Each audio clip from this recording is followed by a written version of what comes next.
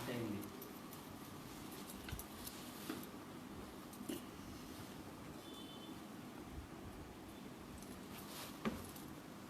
జై హనుమాన్. హనుమత్ జయంతి శుభాకాంక్షలు చూస్తున్నటువంటి ప్రేక్షక భక్తులందరికీ కూడాను. మొట్టమొదటగా మనం ఏ నోము చేసినా, ఏ పూజ చేసినా, ఏ పురాణ ప్రవచనం జరిగినా ఆ యొక్క వినాయకునికి ప్రార్థన చేసుకుంటాం. మరి ఈ రోజున విజయభవ ట్రస్ట్ వారు నిర్వహిస్తున్నటువంటి కార్యక్రమానికి హనుమత్ జనన రహస్యాల గురించి తెలుసుకుందాం. మొట్టమొదటగా వినాయకుని ప్రార్థన చేద్దాం. గణనాన్త్వా గణపతిగుం హవామహే కవిం కవీనాముపమశ్రవస్తమం జ్యేష్ఠరాజం బ్రహ్మణాం బ్రహ్మణస్వత ఆనశృణ్వన్నోతిభిः सीदसादनं प्रणो देवीं सरस्वती वाजेभिर्वाजिनीवती धीनामवित्रयवतु गणेशाय नमः सरस्वत्यै नमः श्रीगुरुभ्यो नमः हरिः ओम्.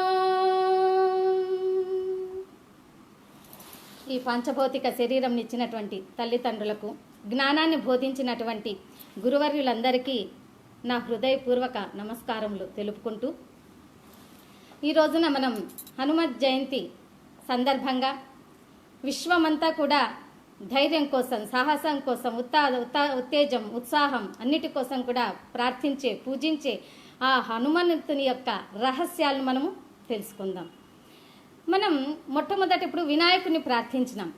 మరి ఈ వినాయకుడికి, మన ఆంజనేయ స్వామికి అనేకమైనటువంటి సామ్య వైషమ్యాలు చాలా ఉన్నాయి. చాలా పోలికలు, చాలా వైషమ్యాలు ఉన్నాయన్నమాట.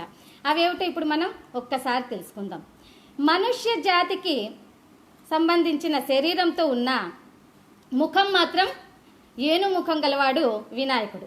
అదే మనుష్య జాతి శరీర నిర్మాణంతో వానర ముఖం కలిగినటువంటి వారు హనుమంతుడు. అదేవిధంగా ముఖం చూడగానే మొట్టమొదట మనకు చిత్రంగా కనిపించేటువంటిది ఆంజనేయ స్వామి మూతి, అదేవిధంగా వినాయకునికి ఏనుగు తొండం.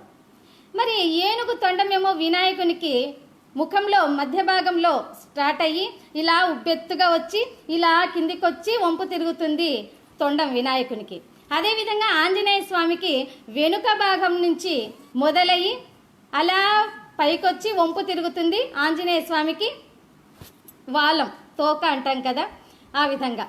మరి మనకు ఎంతో దృఢంగా కనిపించేటట్లు ఏనుముఖంతో ఉన్నటువంటి ఆ తొండము ఎంత బలంగా కనిపించేటువంటిది అయినా కూడా మనకి ఎట్లా కనిపిస్తుందంటే చాలా సూక్ష్మంగానే ఉంటుంది అది.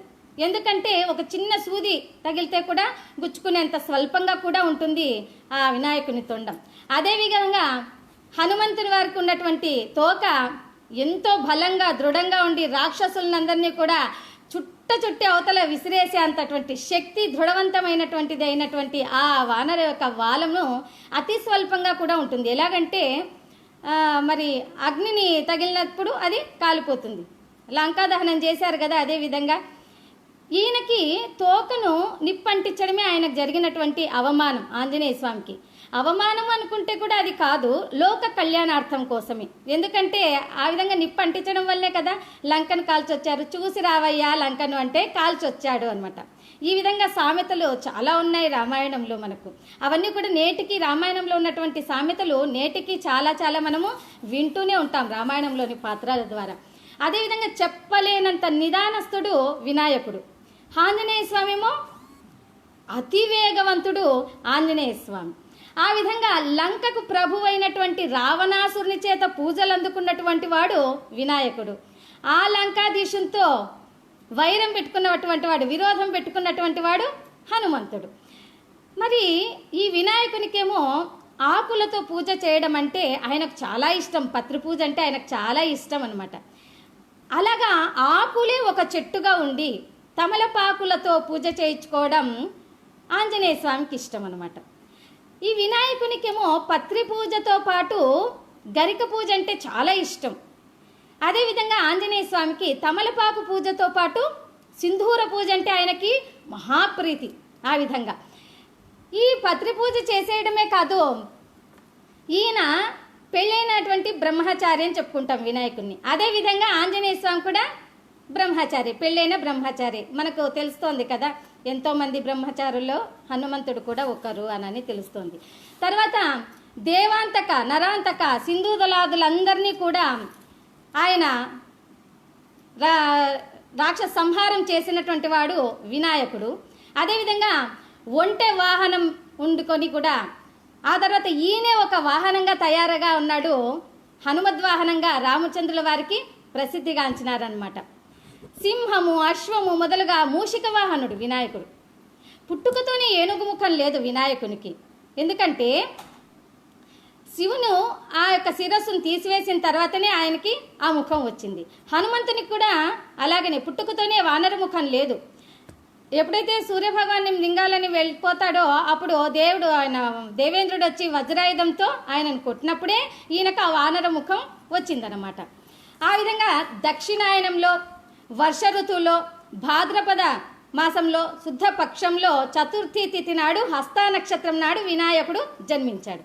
మరి హనుమంతుడేమో ఉత్తరాయణంలో, వసంత ఋతువులో, వైశాఖ మాసంలో, కృష్ణపక్షంలో, దశమి తిథి నాడు అనగా ఈరోజు పూర్వభాద్ర నక్షత్రంలో ఈయన జన్మించాడు. మహా విశేషమైనటువంటిది పూర్వభాద్ర నక్షత్రం. తర్వాత మనం చెప్పుకుందాము పూర్వభాద్ర నక్షత్రం గురించి.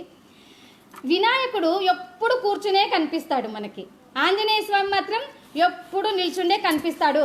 ఆంజనేయ స్వామి ఎప్పుడో ఒకసారి నృత్యం చేస్తా కనిపిస్తాడు వినాయకుడు. హనుమంతుడేమో ఎప్పుడో ఒకసారి ధ్యానం చేస్తూ కూర్చొని కనిపిస్తాడు మనకు. ఆ విధంగా తండ్రి తనకి వాయుదేవుడు అనమాట.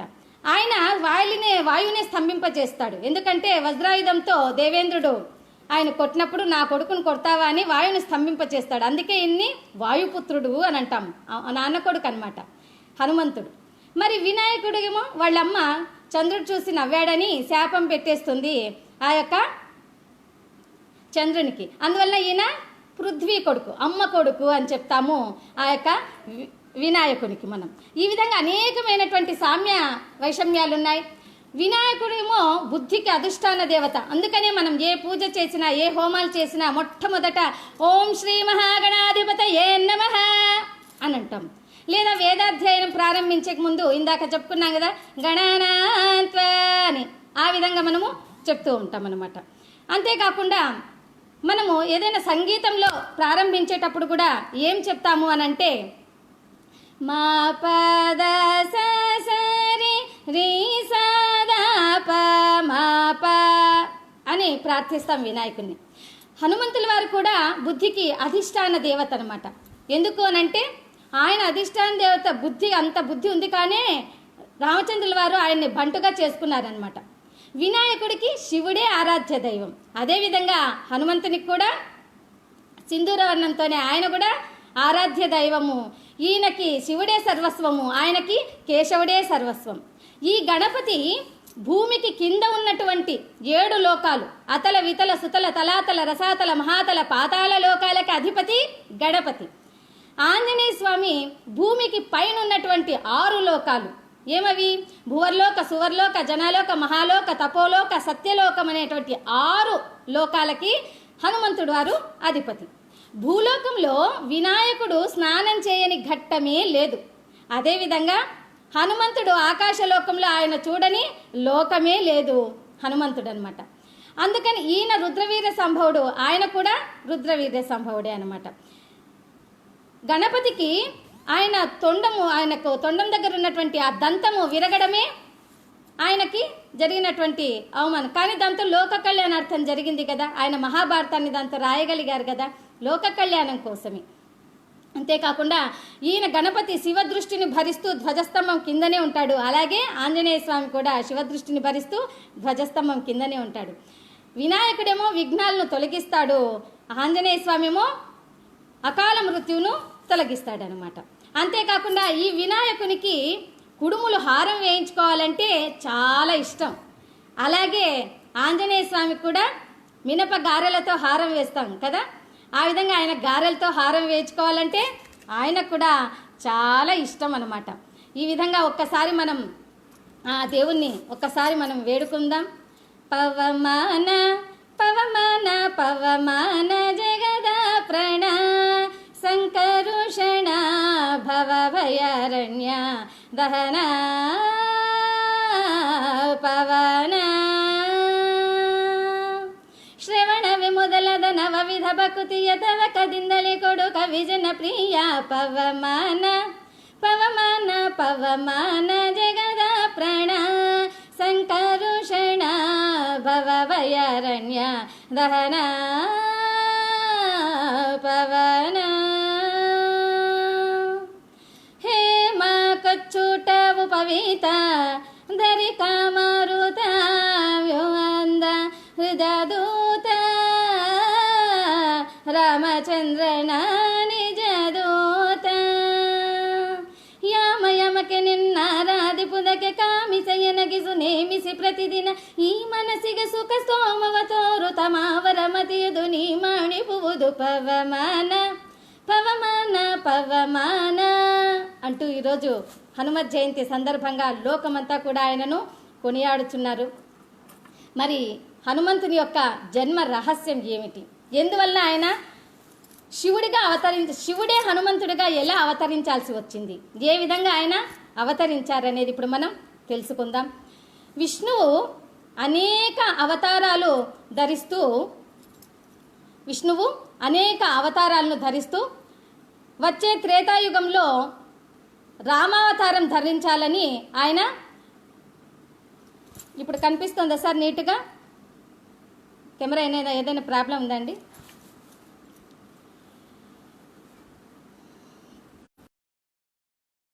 హనుమాన్ విష్ణువు అనేక అవతారాలను ధరిస్తూ వచ్చే త్రేతాయుగంలో ఆయన శ్రీరామచంద్రునిగా ధరించాలనుండి ఆ రామావతారంలో చేయవలసినటువంటి కార్యక్రమాలను, అప్పుడు జరగవలసినటువంటి విశేషాలను అంతా కూడా ఆయన ఆలోచిస్తూ తలంచుకుంటూ ఉంటారు విష్ణుమూర్తి.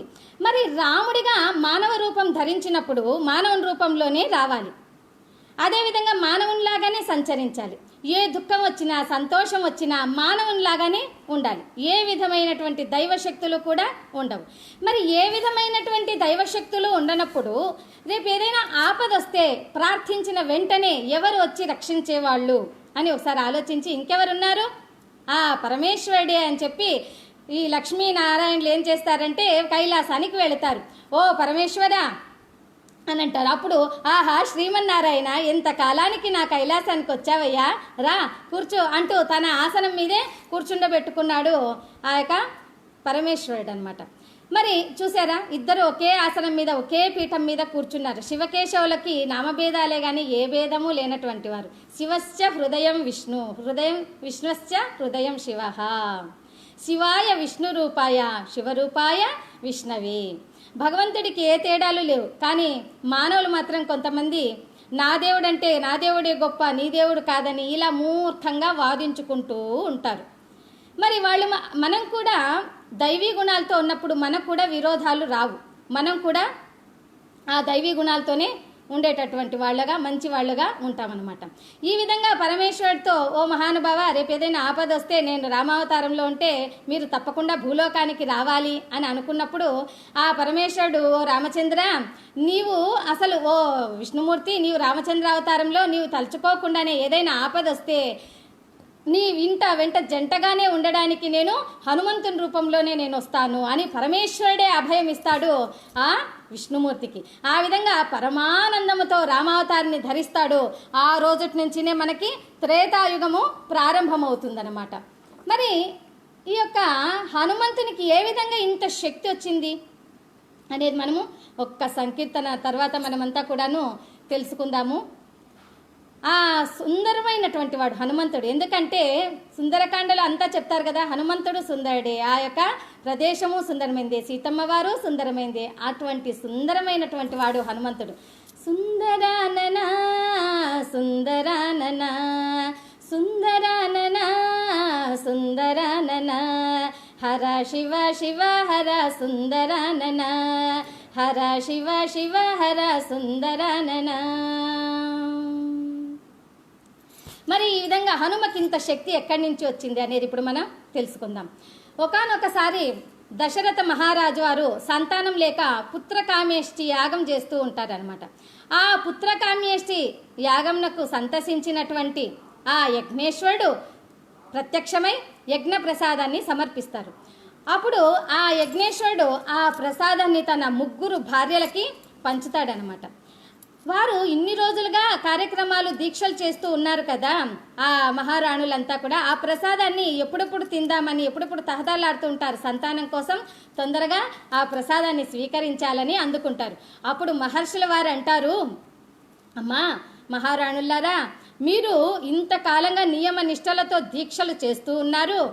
మీరందరూ కూడా ఏ విధంగా చేస్తారు అంటే దీక్షల తర్వాత అవగ్బృధ స్నానం అని చేస్తారు. ఆ అవగ్బృధ స్నానాంతరం మీరు ప్రసాదాన్ని స్వీకరించండి అని చెప్తారు. అప్పుడు వీళ్ళు సరే గురువర్య అని ఆ గురువర్యులకు, మునులకు, మహర్షులకు అందరికీ నమస్కరించి ఆ యజ్ఞ ప్రసాదాన్ని 3 వెండి గిన్నెల్లో తీసుకొని వెళ్ళిపోతారనమాట. మరి ప్రసాదం తీసుకోవాలంటే అవగ్బృధ స్నానం చేయాలి. అవగ్బృధ స్నానానంతరం జుట్టు యోగ్యులైన స్త్రీలు, గుణవంతులైనటువంటి స్త్రీలు జుట్టు ముడి వేసుకుండా ఎప్పుడు కూడా ప్రసాదాన్ని కానీ భోజనాన్ని కానీ స్వీకరించరు. మరి జుట్టు ముడి వేసుకోవాలంటే తల ఆరబెట్టుకోవాలి. అందువల్ల వాళ్ళు ప్రసాదం తీసుకొని మేడ మీదకి వెళ్తారు. మేడ మీదకి వెళ్తే అప్పుడు అక్కడ సుమిత్రా భాగమైనటువంటి ఈ ప్రసాదాన్ని అదే సమయంలో ఏం చేస్తారంటే ఆ గరుత్మంతుడు, విష్ణు వాహనమైనటువంటి ఆ గరుత్మంతుడే పరమశివుడే హనుమంతుడిగా జన్మించాలని ఆ గరుత్మంతుడు వచ్చి సుమిత్ర భాగమైనటువంటి ఆ ప్రసాదాన్ని తీసుకొని వెళ్ళిపోతాడు. కొంత దూరం వెళ్ళాక అక్కడ ఆయన గాలిలోకి వదిలేస్తాడనమాట.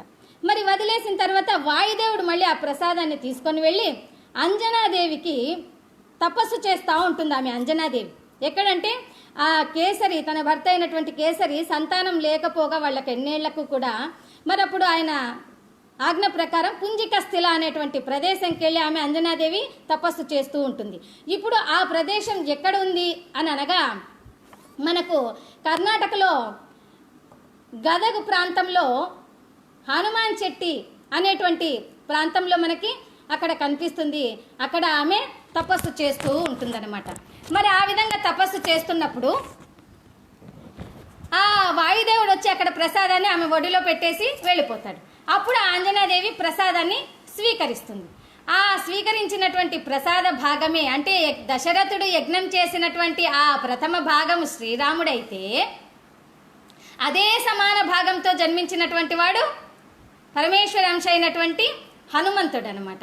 అందుకనే వాళ్ళిద్దరికీ భేదం లేదు. రాముడు హనుమంతుడు ఇద్దరు ఒక్కటే, వాళ్ళకి ఏమాత్రం కూడా భేదం లేదు. అందుకే చెప్తాం, రాముడి ప్రాణం హనుమన్న, హనుమకు ఊపిరి రామన్న. రాముని ప్రాణం హనుమన్న, హనుమకు ఊపిరి రామన్న. ఒకరు లేక ఇంకొకరు ఉండలేరు ఒక క్షణమైనా. రాముని ప్రాణం హనుమన్న, హనుమకు ఊపిరి రామన్న. సాధని సా దని రీ గని సా పదని ద ప మా గ మ ప గ మ ప గ మ ప మా గ రే దని సా సగరిగ సగరిగ సగరిగ స పనిదని పనిదని పనిదని స సగరిగ సగరిగ సగరిగ ప నిరి స నిద ప మగ రిగ పద ద. రాముని ప్రాణం హనుమన్న, హనుమకు ఊపిరి రామన్న. ఆ విధంగా ఇక్కడ అయోధ్యలేమో మరి దశరథుడి భార్య సుమిత్రాదేవి ప్రసాదం మరి గద్ద తీసుకుపోయింది కదా. అప్పుడు ఇక్కడ వాళ్ళ అక్క చెల్లెళ్ళు ఇద్దరు కూడా ఎంతో ప్రేమతో, ఓ చెల్లి ఇదిగో నా ప్రసాదం స్వీకరించు, ఓ అక్క ఇదిగో నా ప్రసాదం కొంచెం స్వీకరించు అని వారిద్దరూ కూడా ఆమెకి ప్రసాదాన్ని షేర్ చేసుకున్నందువల్లనే ఆమెకి 2 బిడ్డలు కలిగారు, లక్ష్మణ శత్రుఘ్నులు అనమాట. అందరూ కూడా వీళ్ళందరూ రాముడు, భరతుడు, లక్ష్మణ శత్రుఘ్నులంతా కూడా ఆ యొక్క ప్రసాద భాగమే. ఈ హనుమత్ జయంతి రోజున హనుమంతుని యొక్క జనన విశేషాలు ఎవరైతే తెలుసుకుంటున్నారో వాళ్ళకి భగవంతుడు ఆరోగ్య అష్ట ఐశ్వర్యాలను కూడా మనకు కలిగిస్తూ ఉంటాడు. జై భలో హనుమానికి జై. ఇందాక మనం తెలుసుకున్నాం కదా, హనుమంతుల వారు పూర్వభాద్ర నక్షత్రంలో జన్మించారు. ఈ విషయం తర్వాత తెలుసుకుందామని చెప్పాను కదా. ఈ హనుమంతుడు పూర్వభాద్ర నక్షత్రం, ఇది గొప్ప విశేషమైనటువంటి నక్షత్రం పూర్వభాద్ర. పూర్వ అనగా తదుపరి, భాద్ర అనగా చెప్తే తెలుసుకోవడం అనమాట. అంటే వాళ్ళకి ఎంతో శక్తి, భక్తి, యుక్తి ఉంటుంది వాళ్ళకందరికీ కూడా, పూర్వభాద్ర నక్షత్రంలో జన్మించినటువంటి వారికి. కానీ వారి శక్తి వారికి తెలియదు అనమాట. పక్కన వాళ్ళు చెప్తే నీవు ఇది చేయగలవు అని చెప్తే, అవునా నేను ఇది చేయగలనా, అవును కదా నేను చేయగలను అని అప్పుడు వాళ్ళకి తెలుస్తుంది అనమాట. వాళ్ళు ఆ విధంగా వాళ్ళకి ఎవరైనా చెప్తేనే తెలుస్తుంది. ఇది ఒక హనుమంతునికే కాదు, అది సాధారణంగా అందరికీ కూడా ఇలాగే ఉంటుంది పూర్వభాద్ర నక్షత్రం వాళ్ళకి జాతక రీత్యా. ఒకసారి హనుమంతుని విషయంలో ఏం జరిగిందంటే, ఎవరైనా చెప్తేనే తెలుస్తుంది అనేదానికి, ఒకసారి ఆయన లంకకు వెళ్ళాలి అంటే సీతమ్మ వారిని చూసి రావాలి అని అనుకున్నప్పుడు వానరులంతా కదలి వస్తారు ఆ యొక్క సమక్షంలో. ఆ మహాసముద్రం దగ్గరకు వచ్చేసరికి అందరూ కూడా చాలా భయపడిపోతారు. అమ్మో ఇంత సముద్రాన్ని ఎలా దాటేది, 100 యోజనాలు ఉన్నటువంటి సముద్రాన్ని, అందులో అక్కడ లోపల అనేకమైనటువంటి జలచరాలు, విషపూరితమైనటువంటి జల జీవనంలో చేసేటువంటి పక్షి ఇవన్నీ కూడా జంతురాశులు ఉంటాయి. ఆ తర్వాత సముద్రం బాగా ప్రశాంతంగా కనిపించిన అక్కడక్కడ అలలు మరి విపరీతమై సునామీ లాంటివి కూడా ఉంటాయి. ఈ మహాసముద్రాన్ని దాటాలంటే ఎవరు దాటారు? ఇక ప్రాయోపవేశమే మనకు దిక్క. ఎందుకంటే ఆయన సుగ్రీవుడు పంపించినటువంటి వాడు. సుగ్రీవాజ్ఞ అంటే ఇప్పటికీ మనం అనుకుంటుంటాం, సుగ్రీవాజ్ఞ అంటే చాలా అది అసాధ్యం చేయడానికి వీల్లేదు. ఇంకా ఆయన ఆజ్ఞ ఇచ్చాడంటే ఇంకా అది ఖచ్చితంగా పని జరిగిపోవాల్సిందే, లేకపోతే ఆయనకి అంతటువంటి శక్తిమంతుడు అనమాట. అంత కోపం వస్తుంది సుగ్రీవాజ్ఞ. అందుకే ఎవరైనా అంటుంటారు మామూలుగా కూడా, మాకు ఈ టైం పెట్టారండి సుగ్రీవాజ్ఞ, మరి ఆ లోపల మేము చేసేయాలి అంటారు. ఈ విధంగా రామాయణం నాకు ఎంతో చెప్పాలని ఉంది, రామాయణంలోని రహస్యాలు. కానీ ఈరోజు హనుమత్ జయంతి కదా, అందువల్ల హనుమంతుని గురించినే మనము తెలుసుకుంటూ ఉందాం. అప్పుడు ఎవరు వెళ్తారు ఈ లంకకి ఇంతమంది వానరుల్లో అని వాళ్ళందరూ కూడా ఒక సమావేశమైపోయి, ఓ వానరులారా మీ అందరిలో ఎవరు వెళ్తారు లంకకు అని అంటే, ఎందుకంటే లంకకు వెళ్ళి ఎవరైతే తిరిగి రాగలరో వాళ్ళే, మిగతా వాళ్ళందరికీ కూడా వాళ్ళ కుటుంబ సభ్యులతో జీవనం చేసేకు ఉంటుందన్నమాట. ఎందుకంటే లేకపోతే సుగ్రీవుడు వాళ్ళందరినీ ఊరికే వదిలిపెట్టాడనమాట.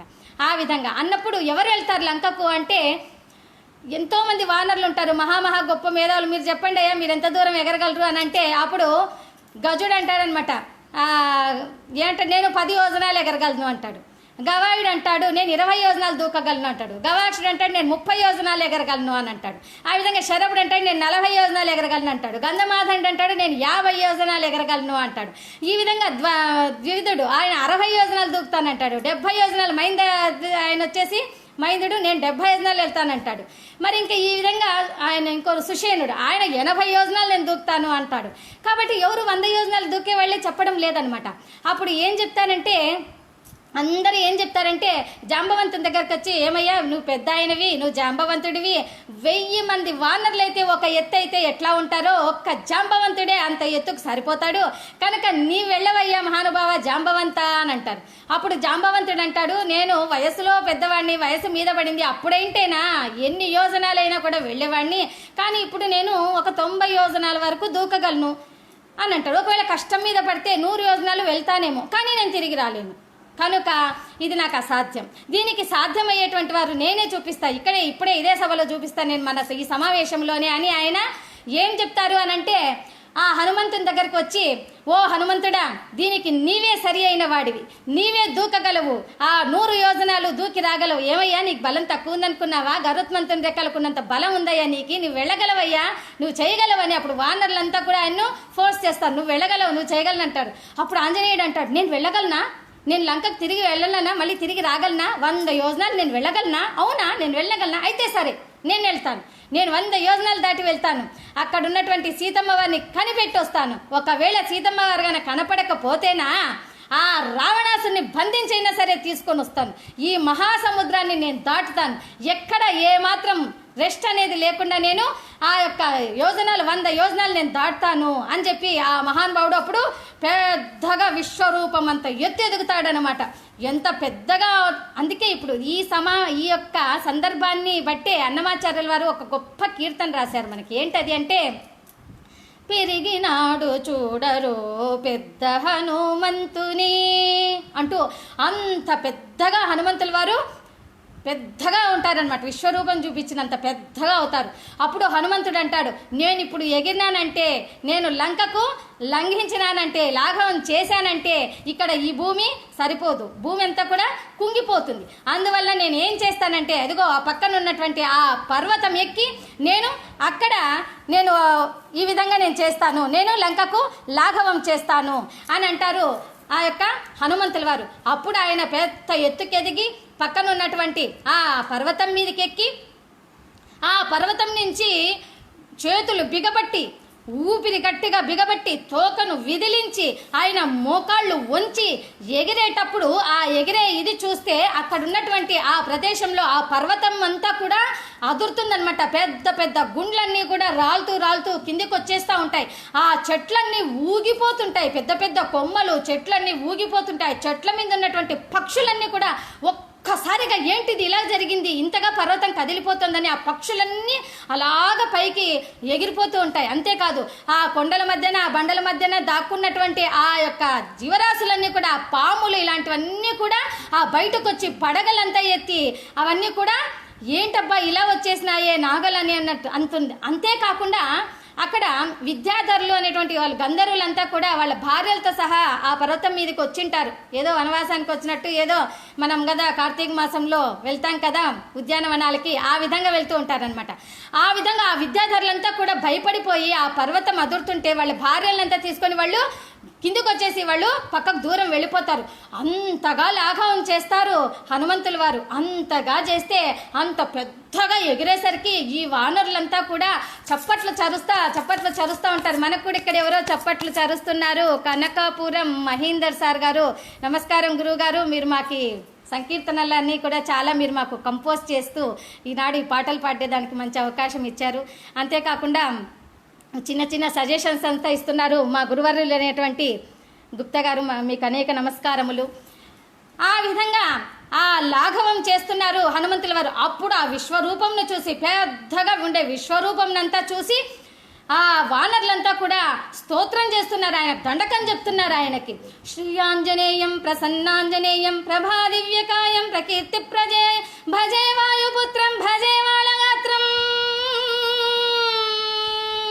అంటూ గొప్పగా దండకం చేసేసరికి ఆయన అంతగా పెరిగి విశ్వరూపం చూపిస్తూ లంకకు లాఘవం చేశారు. ఆ లంకకి వెళ్ళేటప్పుడు ఆ మహానుభావుడు, ఆ మైనాకుడు పర్వతస్తుడు ఆయన పైకొచ్చి ఆయనకి అతిథి సత్కారాలు చేయాలి, ఆయనకి ఏమైనా మనము సన్మానించుకోవాలి. ఎందుకంటే వాళ్ళ తండ్రి మాకు ఎంతో సహాయం చేశాడు, పర్వతానికి రెక్కలు వచ్చాయని దేవేంద్రుడు అన్నింటినీ అందరినీ ఖండిస్తుంటే అప్పుడు వాయుదేవుడు మమ్మల్ని ఇలా తీసుకొచ్చి సముద్రంలో ఉంచేసి మమ్మల్ని రక్షించినారు అని ఆ యొక్క మైనాకుడు పెరిగి ఆయనకి సేద తీర్చాలనుకుంటారు. అప్పుడు ఆంజనేయ స్వామి ఆయన యొక్క వాయు గమనంతో వెళ్ళిపోతున్నారు. ఏం చెప్పారు వానరులకు వెళ్ళేటప్పుడే, ఇదిగో ఇక్కడుండేటువంటి సూర్య భగవానుడు ఉదయించినప్పుడే నేను కూడా ప్రయాణం చేస్తున్నాను, సూర్యుడు అటువైపుగా వెళ్ళేసరికి నేను కూడా అటువైపు సూర్యుని కంటే ముందుగా కూడా నేను అటువైపు లంకకు చేరుతాను, ఆ యొక్క సీతమ్మ వారిని చూసి రావడంలో నేను విజయం సాధిస్తాను అని అంటున్నారు. మనకు కూడా ఈ కార్యక్రమాన్ని నిర్వహిస్తున్నటువంటి వారు విజయీ భవ అంటే ఈ కరోనా వైరస్ ఈ ప్రపంచాన్నంతా కూడా అల్లకల్లోలం చేస్తూ ఈ వైరస్ అంతా కూడా మనకు యుద్ధం చేస్తున్నట్టుగుంది.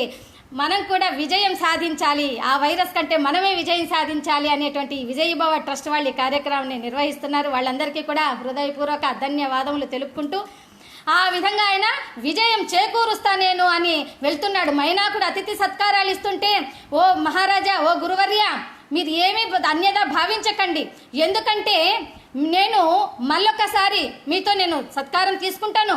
ఇప్పుడు నేను శీఘ్రంగా లంకకు వెళ్ళవలసి ఉంటుంది. నేను అక్కడ లంకకు వెళ్ళేటప్పుడు నేను ఏ విధమైనటువంటివి స్వీకరించినాను, ఇదిగో మీరు బాధపడకండి, నేను ఇలా తాకినానంటే నేను స్వీకరించినట్లే, మీ ఆతిథ్యమంతా నేను స్వీకరించినట్లే అని ఆ మైనాకుని పర్వతాన్ని తాకి ఆయన వేగంగా గమనంతో ఆయన స్పీడ్, ఎంత స్పీడ్ అంటే అంత స్పీడ్గా సూర్యుని కంటే ముందే కూడా లంకకి వెళ్ళేటువంటి వాడు ఆంజనేయ స్వామి. అంతటి బలశాలి, అంతటి ధైర్యశాలి. ఆ విధంగా పక్కన వాళ్ళు చెప్తేనే ఆయనకి ఆ విషయం అనేటువంటిది అర్థమైందనమాట. అంటే తన శక్తి తనకు ఉంది అని తెలుస్తుంది. ఈ ఆంజనేయ స్వామిని ఎవరైతే తలుచుకుంటారో వాళ్ళకి మహాశక్తి మహాధైర్యం వస్తుంది. ఆంజనేయ స్వామిని తలుచుకుంటేనే భక్తులకు రోమాంచితమైపోయి మహాశక్తి ధైర్యం దానంతటదే పెళ్ళువికి వచ్చేస్తుంది. ఆ ధైర్యం అనమాట. అంత నామం ఉంది ఆయన యొక్క నామస్మరణలో. అందుకే చెప్తుంటాం, నామస్మరణ చేయండి, నామస్మరణ చేయండి, నామస్మరణ చేయండి, నామస్మరణ చేయండి, ఆంజనేయ స్మరణలతో మీ జీవితమంతా గడపండి, జీవితమంతా గడపండి, నామస్మరణ చేయండి, నామస్మరణ చేయండి. ఆ విధంగా హనుమంతుని తలుచుకుంటే అంత ధైర్యం వస్తుంది. అంతేకాదండి, దుఃఖం కూడా తొలగుతుంది. నిద్రలో ఉన్నప్పుడు స్వప్నంలో వచ్చినటువంటి ఆ చెడు కళ ఏదైనా వస్తే అప్పుడు లేచి వెంటనే కూర్చుని ఆయన మహానుభావాన్ని ఆంజనేయుని శ్రీ ఆంజనేయం ప్రసన్నాంజనేయం అంటూ దండకం చెప్పుకున్నా ఆ కష్టం దుఃఖం తొలగిపోతుంది. ఆ దండకం చెప్పలేని వాళ్ళు శ్రీ ఆంజనేయం ప్రసన్నాంజనేయం, శ్రీ ఆంజనేయం ప్రసన్నాంజనేయం, శ్రీ ఆంజనేయం ప్రసన్నాంజనేయం ఇలా చెప్పుకుంటూ ఉన్నా కూడా మనకి ఆ యొక్క దుఃఖం తొలగిపోతుంది. దుఃఖాన్ని దూరం చేసేటువంటి వాడు హనుమంతుడు. అందుకనే కదా మనకి శ్రీరామచంద్రుల వారికి కూడా అంత దుఃఖం వచ్చినప్పుడు ఎలా వచ్చింది దుఃఖం అంటే, వాళ్ళు వనవాసానికి వెళ్ళినప్పుడు సీతారామ లక్ష్మణులు వనవాసంలో ఉన్నప్పుడు ఆ యొక్క రావణుని ఆజ్ఞ వలన ఆ మాయలజిత్తు మారీచుడు ఆయన బంగారు జింకగా వస్తాడనమాట. అంటే సీతమ్మ వారుని ఆయన రావణాసుడు అపహరించుకుపోవడానికి ఆయన సహాయం చేస్తూ బంగారు జింకగా వస్తాడు. ఎక్కడైనా ఉంటుందట అండి బంగారు జింక? ఎక్కడైనా చూసామా మనం? నభూతో నభవిష్యత్ కదా, నెవర్ అండ్ ఆఫ్టర్ ఎవ్వరు కూడా చూడలేరు కదా. ఎప్పుడైనా చూడగలమా? చూడలేం. అటువంటి మరి ఆమెకు తెలీదా? సీతామాతకు తెలీదా? తెలుసు కదా. ఆయన అది లోక కళ్యాణం కోసం రామాయణం జరగాలి. మనం ఈరోజు ఎలా తలుచుకుంటున్నాం రామాయణాన్ని, అదంతా కూడా రామాయణం జరగక ముందే కూడా వాల్మీకి వారు రామాయణం జరుగుతుంది ఇలా అని రాసినటువంటి ఇతిహాసం. ఇప్పుడు రామాయణంలో విశేషాలు ఎన్నో నాకు చెప్పాలని ఉన్నా ఈరోజు హనుమత్ జయంతి కనుక మనము ఆంజనేయ స్వామి గురించినే మనమంతా కూడా తెలుసుకుందాం. మరి ఈ సీతారాములను కలిపినటువంటి హనుమంతుడు ఆ తర్వాత కదలీవనానికి వెళ్ళిపోతాడు కదా. ఎక్కడుంది ఇప్పుడు ఆ కదలీవనం అంటే, ఇప్పుడు నేడు మనం పిలుచుకుంటున్నటువంటిదే హంపి అన్నమాట. అరటి తోటలంతా ఉంటాయి అక్కడ. హంపి గొప్పదైనటువంటి క్షేత్రం. ఈ హంపి పురాణ చరిత్ర ఉంది, చారిత్రాత్మకమైనటువంటి చరిత్ర ఉంది. రెండు రకాల చరిత్రలు ఉన్నటువంటి గొప్ప చరిత్ర ఉన్నటువంటిది ఈ యొక్క హంపి. ఈ హంపిలో నిజానికి 500 దేవస్థానాలు ఉన్నాయండి. 500 దేవస్థానాలు ఉన్నప్పటికీ ప్రసిద్ధమైనటువంటివి రెండే రెండు. ఒకటేమో విరూపాక్ష దేవస్థానం, ఇంకోటేమో ఆయన ఉన్నారు కదా మాల్యవంత. ఆ మాల్యవంత అనేది ఒకటనమాట. అక్కడ హంపి 2 భాగాలుగా ఉంటుంది. తుంగభద్ర నదికి అటువైపున ఉన్నటువంటిదేమో కిష్కింద వాలి, ఇటువైపున ఉన్నటువంటిదేమో సుగ్రీవ హంపి క్షేత్రం అని పిలుస్తుంటాం. గొప్ప క్షేత్రం. ఎందుకంటే పెద్ద రాతికొండతోనే అక్కడ దేవాలయము, గోపురము, దేవాలయం లోపలి ఆ యొక్క శిలలు అంతా కూడా ఒకే రాతితో చేసినటువంటిదే ఈ యొక్క హంపి క్షేత్రం. చారిత్రాత్మకమైన చరిత్ర ఉంది అని చెప్పాం కదా. మరి ఏంటది అంటే, శ్రీకృష్ణదేవరాయలు వారి సామ్రాజ్యంలో వారు చేసినటువంటి ఆ యొక్క పాలించినటువంటి ప్రదేశం కూడా ఈ హంపి. అటువంటి గొప్ప క్షేత్రం. మీరంతా కూడా ఎప్పుడైనా చారిత్రాత్మకమైంది పురాణ చరిత్ర ఉన్నటువంటిది కాబట్టి గొప్ప క్షేత్రం హంపి క్షేత్రాన్ని మీరు చూడవచ్చునమాట.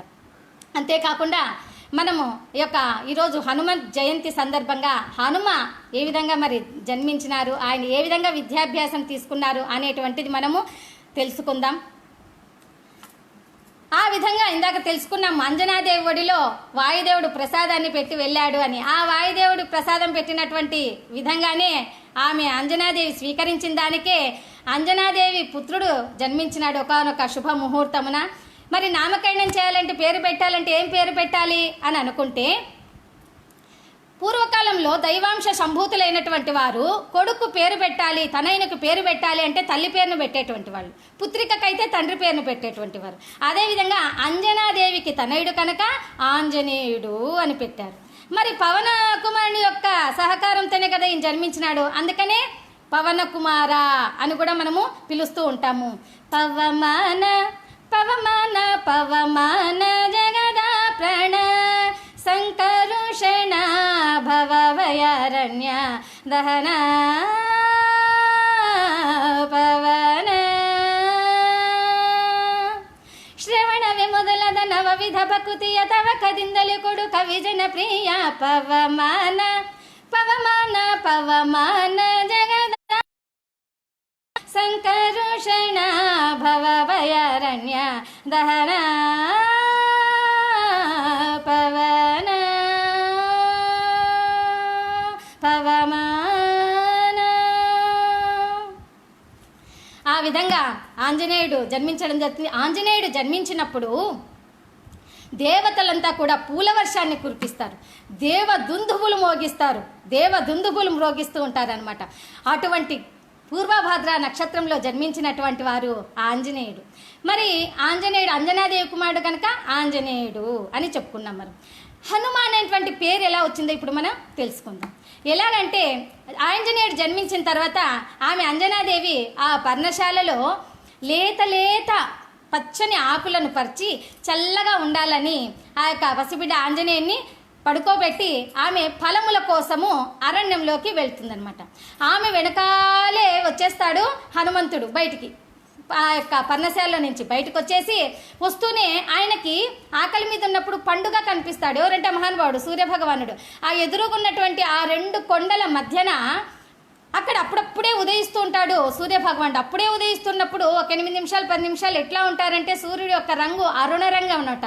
మనం చెప్తుంటాం లలితా సహస్రనామంలో కూడా అరుణ కరుణాంతరంగితాక్షి అని కదా. ఆ యొక్క అంటే పసుపు కుంకుమ కలిపినటువంటి వర్ణము అరుణ రంగు అనమాట. ఆ అరుణ రంగులో ఆరెంజ్ కలర్లో ఉండేటువంటి వారు మనకి సూర్యభగవాన్ కనిపించేసరికి ఈ హనుమంతుడు ఏమనుకుంటాడు, బాగా ఫలం బాగా ఉంది, బాగా తినొచ్చని ఇక్కడి నుంచి భూలోకం నుంచి ఆ మేఘాల మీద అత్యంతమైనటువంటి వేగముతో ఆ యొక్క వాయువులో ఆయన పైకి ఎగిరెగిరి వెళ్ళిపోతూ ఉంటాడనమాట. అంతగా వెళ్ళిపోతుంటే అందరూ కూడా రాక్షసులు, యక్షులు, కిన్నెర్లు, నాగలు, అందరూ దేవతలందరూ కూడా విచిత్రంగా వాళ్ళంతా కూడా ఇట్లాగనే చూస్తుంటారు. ఏంటి అపురూపమైనటువంటి రూపము ఇది, ఎప్పుడూ చూడలేదే ఈ రూపాన్ని, ఈ అవతారాన్ని అని వాళ్ళంతా చూస్తూ ఉంటారు. అప్పుడు ఆ సూర్యభగవానికి దగ్గర ఉన్నటువంటి ఆ సూర్య అనుచరులందరూ కూడా ఇదేంటి సూర్యభగవాన్ ఇలా వచ్చేస్తున్నాడు ఈ పసిబిడ్డెవరంటే ఆయన లోకాలనంతా కూడా ఉద్ధరించేటువంటి వాడు, లోక కళ్యాణార్థం పరమేశ్వరుడు అనుజ్ఞతో ఆయన జన్మించినటువంటి వాడు పసిబాలుడు అని, అయ్యో పసిబాలుడు వస్తున్నాడే నా వైపు కానీ ఆ సూర్యభగవానుడు తన యొక్క వేడిమినంతా తగ్గించుకొని చూస్తూ ఉన్నాడనమాట. చేరేశాడు మహానుభావుడు ఆంజనేయ స్వామి పైన సూర్యుని దగ్గరికి చేరేసి సూర్యుని పండనుకొని తీసి అమాంతం తీసి నోట్లో పెట్టేసుకున్నాడు.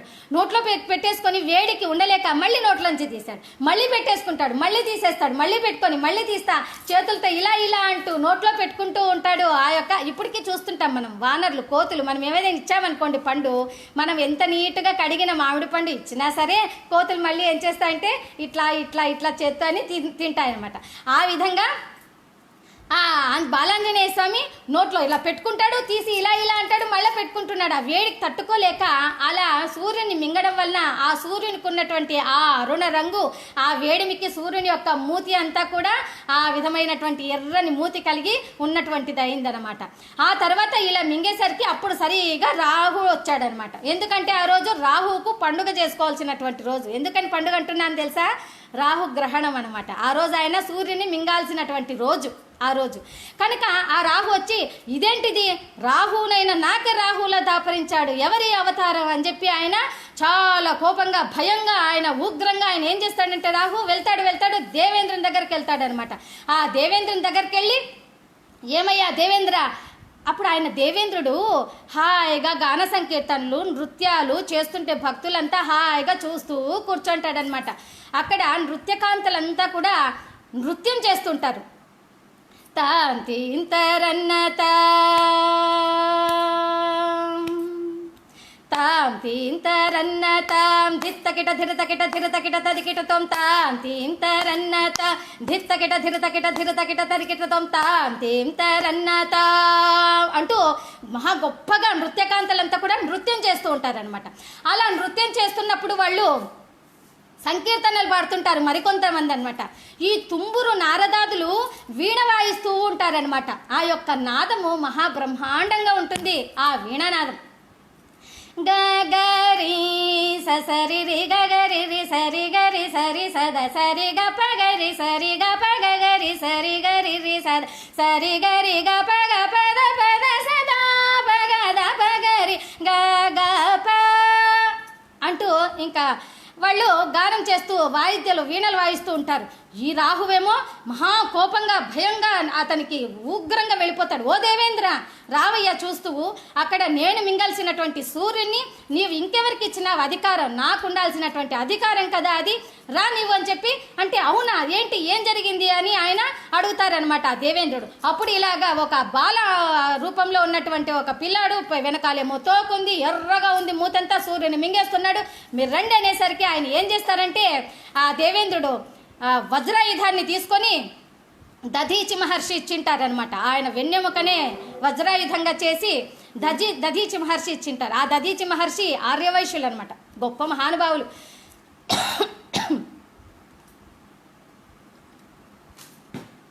ఆయన ఇచ్చింటారు. ఆ వజ్రాయుధాన్ని తీసుకొని ఆయన ఈయనను కూడా రాహును కూడా పిలుచుకొని ఆయన వాహనమైన ఏనుగు మీద ఎక్కించుకొని వెళ్తాడనమాట సూర్యుని దగ్గరికి. వెళ్ళేసరికి దేవేంద్రుడికి మహాకోపం వస్తుంది.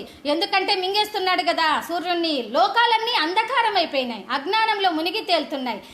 ఈ పిల్లాడు ఇంత చిన్నప్పుడే ఇంత అపాయకరమైనటువంటి పని చేస్తున్నాడే అనుకొని ఆయన కోపం వచ్చి వజ్రాయుధంతో ఆంజనేయ స్వామిని వీపును చితకబాదేసరికి అప్పుడు ఆయన నోటి నుంచి ఎలాగో సూర్యుని బయటకి ఆయన నోటి నుంచి మింగింటాడు.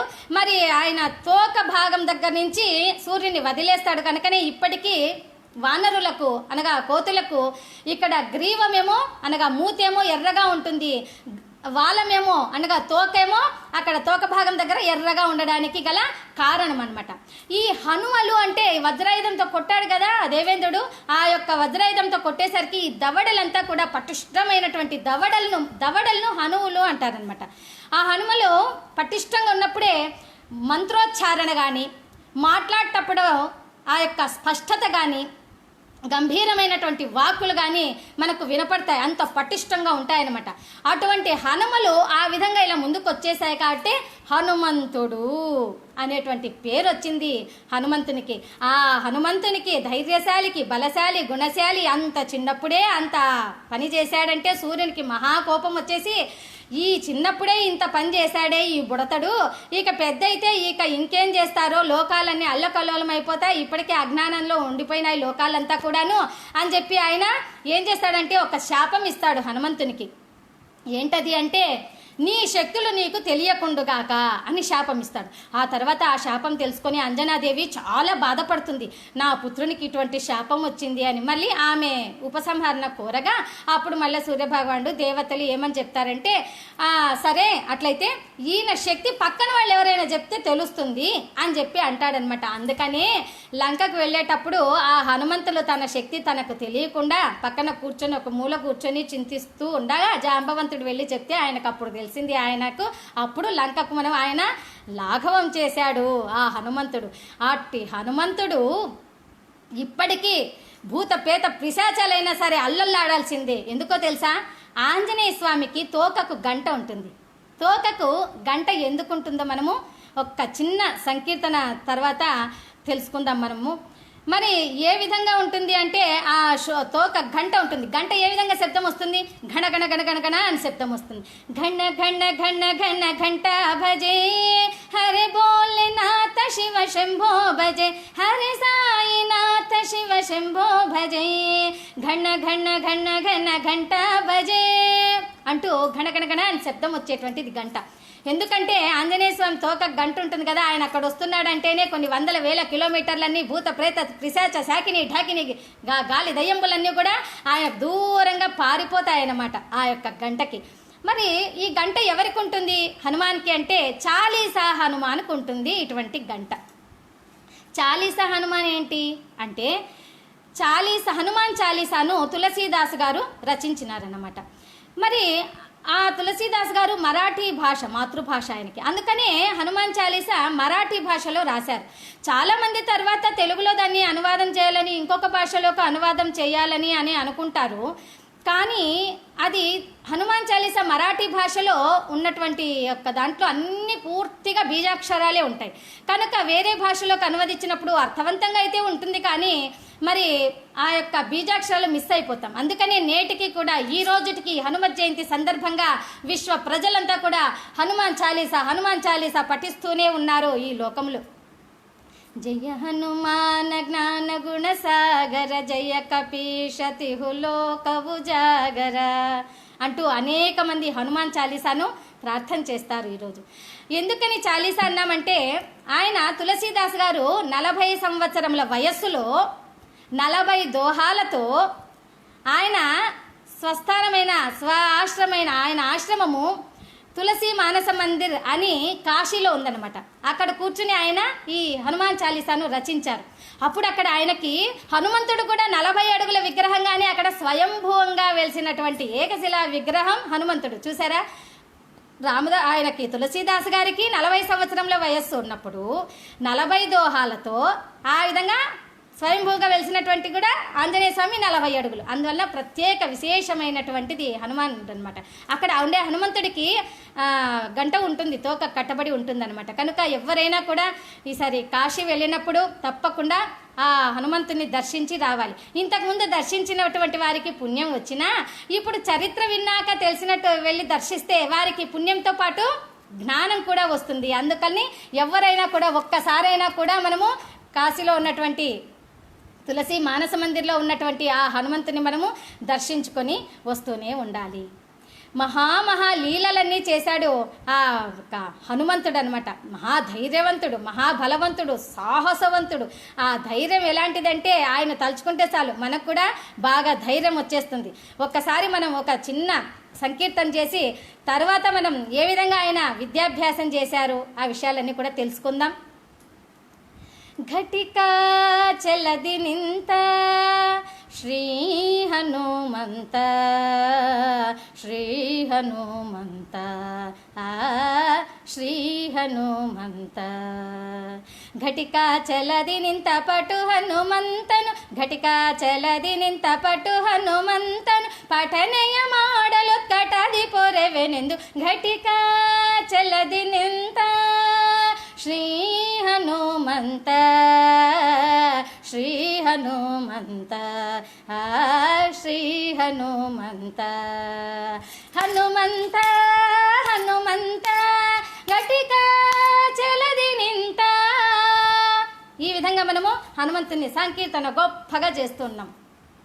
మరి ఈ విధంగా జన్మించినటువంటి హనుమంతుడు, ఈ విధంగా సూర్యుని దగ్గరికి వెళ్ళి ఆ హనుమంతుడు అని పేరు తెచ్చుకున్నటువంటి హనుమంతుడు ఆ యొక్క సూర్యభగవాన్ని మింగేశాడు కదా.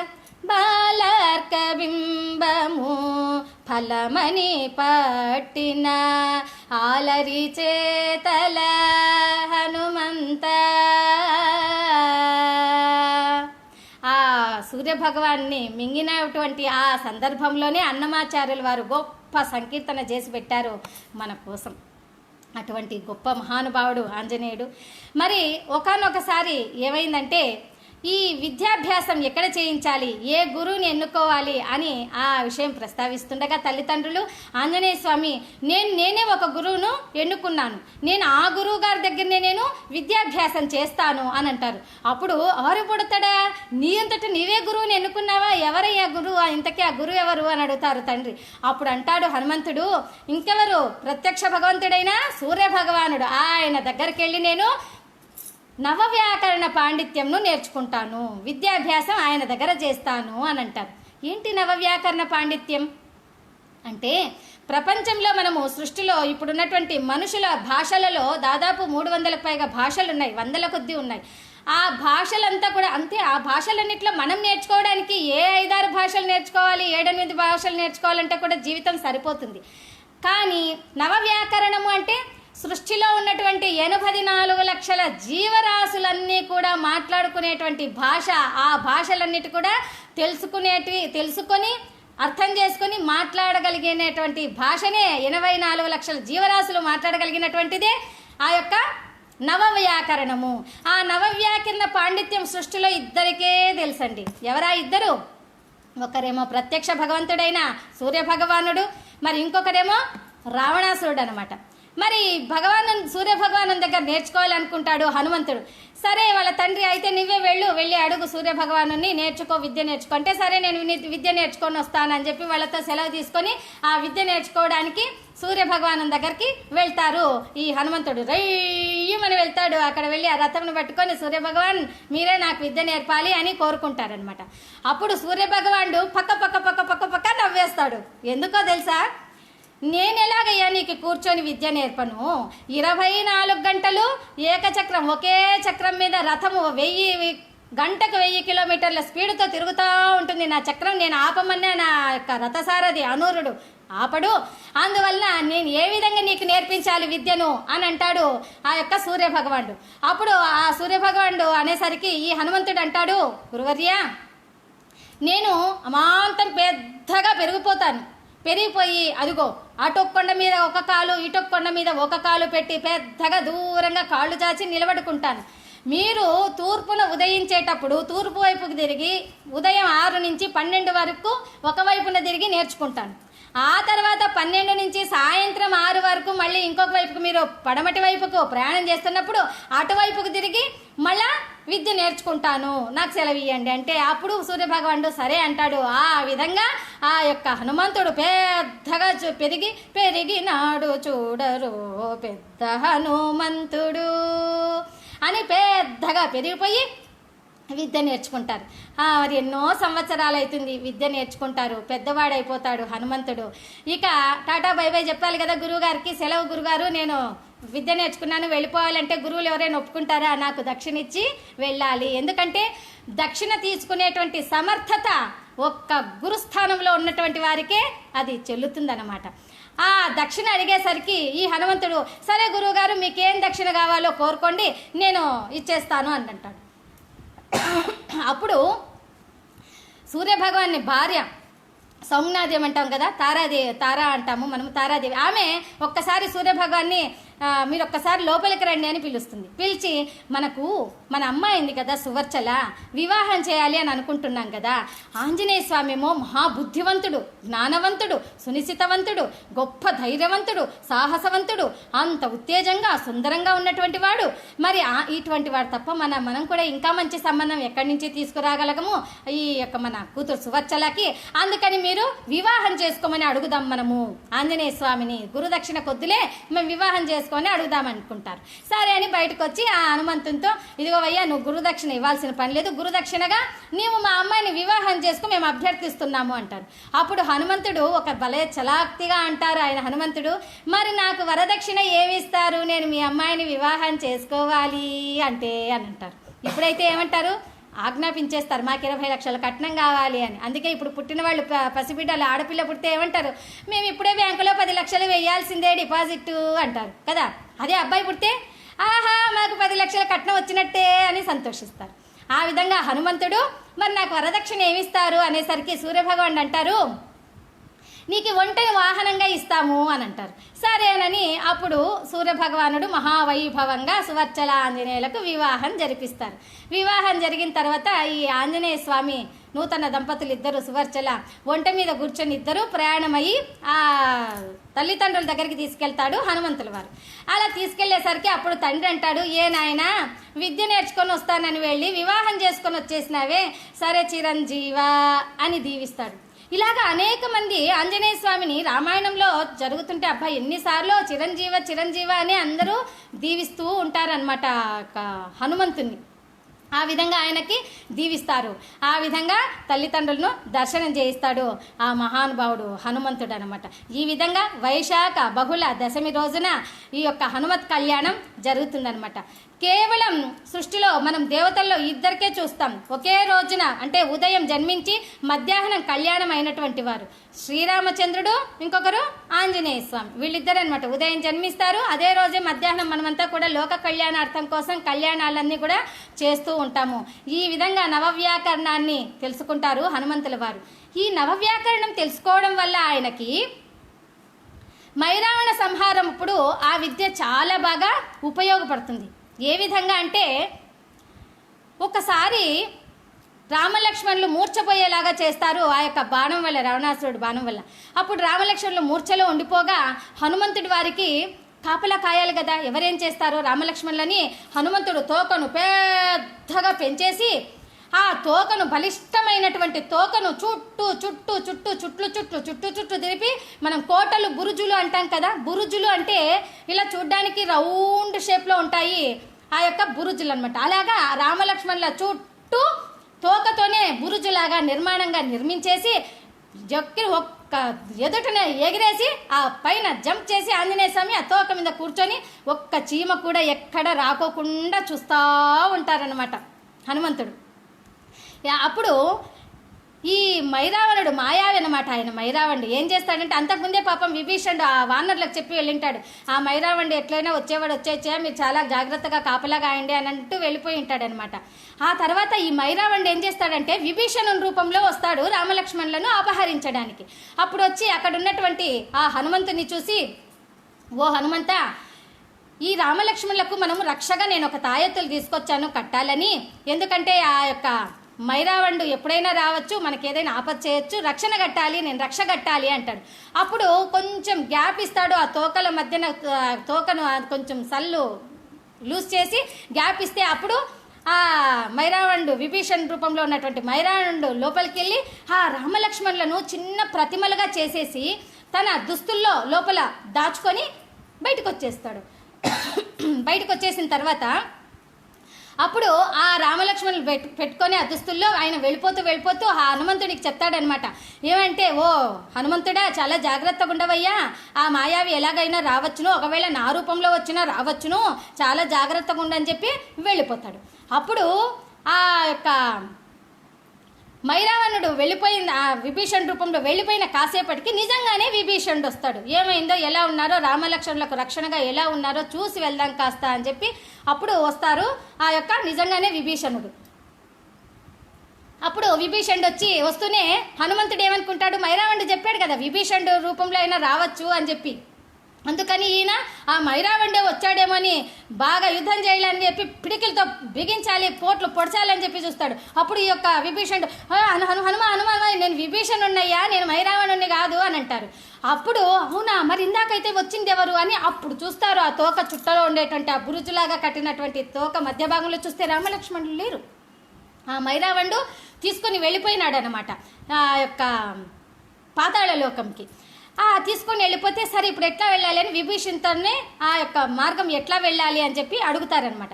అప్పుడు ఆయన ద్వారా తెలుసుకొని అక్కడ దాకా వెళ్తారు దారెంబడి. అక్కడ కూడా వెళ్తూ ఉంటే ఆ ఇసుక మీద అచ్చులు కనిపిస్తూ ఉంటాయన్నమాట. ఆ అచ్చులను చూసి గుర్తుపడుతూ ఆ విధంగా వెళ్ళిపోతారు ఆంజనేయ స్వామి. అక్కడికి వెళ్ళాక అక్కడ ఒక పెద్ద చెట్టు ఉంటుంది, దాని కింద ఒక బిలం ఉంటుందన్నమాట, అంటే ఒక గుహలాగా లోపలికి వెళ్ళే దారి. ఆ బిలం దగ్గర వరకు ఉంటాయి గుర్తులు, ఆ తర్వాత కనిపించావు. అప్పుడు హనుమంతుడు దీనంగా కూర్చుంటారు, ఏం చేయాలి, ఎలా చేయాలి, ఎట్లా వెళ్ళాడు విభీషణుడు రామలక్ష్మణులు పట్టుకొని అని బాధతో కూర్చునేసరికి పైనుంచి ఏవో మాటలు వినిపిస్తాయి. ఒక చెట్టు మీద ఇలా చూస్తాడు పైకి, చూస్తే అక్కడ 2 క్రౌంచ పక్షులు ఉంటాయి. ఒకటేమో ఆడ క్రౌంచ పక్షి, ఒకటేమో మగ క్రౌంచ పక్షి. ఆ ఆడ క్రౌంచ పక్షి నిండు గర్భిణి. అప్పుడు ఆ ఆడ క్రౌంచ పక్షి అడుగుతుంది, గర్భిణిగా ఉన్నటువంటి స్త్రీకి ఏదైనా కోరిక కలిగితే కోరిక తీర్చడం ఆ భర్త పక్షికి ధర్మము అని చెప్తుంది. ధర్మం ఎంత ధర్మాలు ఉన్నాయో రామాయణంలో. ఆ రామాయణంని నాకు ఇప్పుడు ఎన్నో విషయాలు చెప్పాలని ఉన్నా, ఈరోజు హనుమత్ జయంతి కదా, కనుక హనుమ విశేషాలని తెలుసుకుందాం. ఆ క్రౌంచ పక్షి, మగ క్రౌంచ పక్షి అంటాడు, ఇప్పటికిప్పుడు నీకు నేను ఎక్కడి నుంచి తీసుకురావాలి, నీకు తినాలనిపిస్తే నరమాంసము అని అంటాడు. అప్పుడు ఆ ఆడ క్రౌంచ పక్షి అంటుంది, ఇదిగో ఇక్కడ ఈ బిలం ద్వారా నువ్వు లోపలికి వెళ్తే పాతాళ లోకంకి వెళ్ళొచ్చు.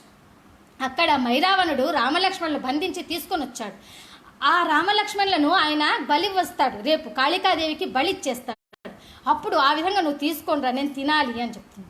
ఆ మాటలు వింటాడు హనుమంతుడు. అంటే ఈయనకు నవవ్యాకరణ పాండిత్యం వచ్చు కదా, 84 లక్షల జీవరాశుల్లో ఏ జీవరాశి మాట్లాడుకునేటువంటి భాష అయినా ఈయనకు తెలుసు.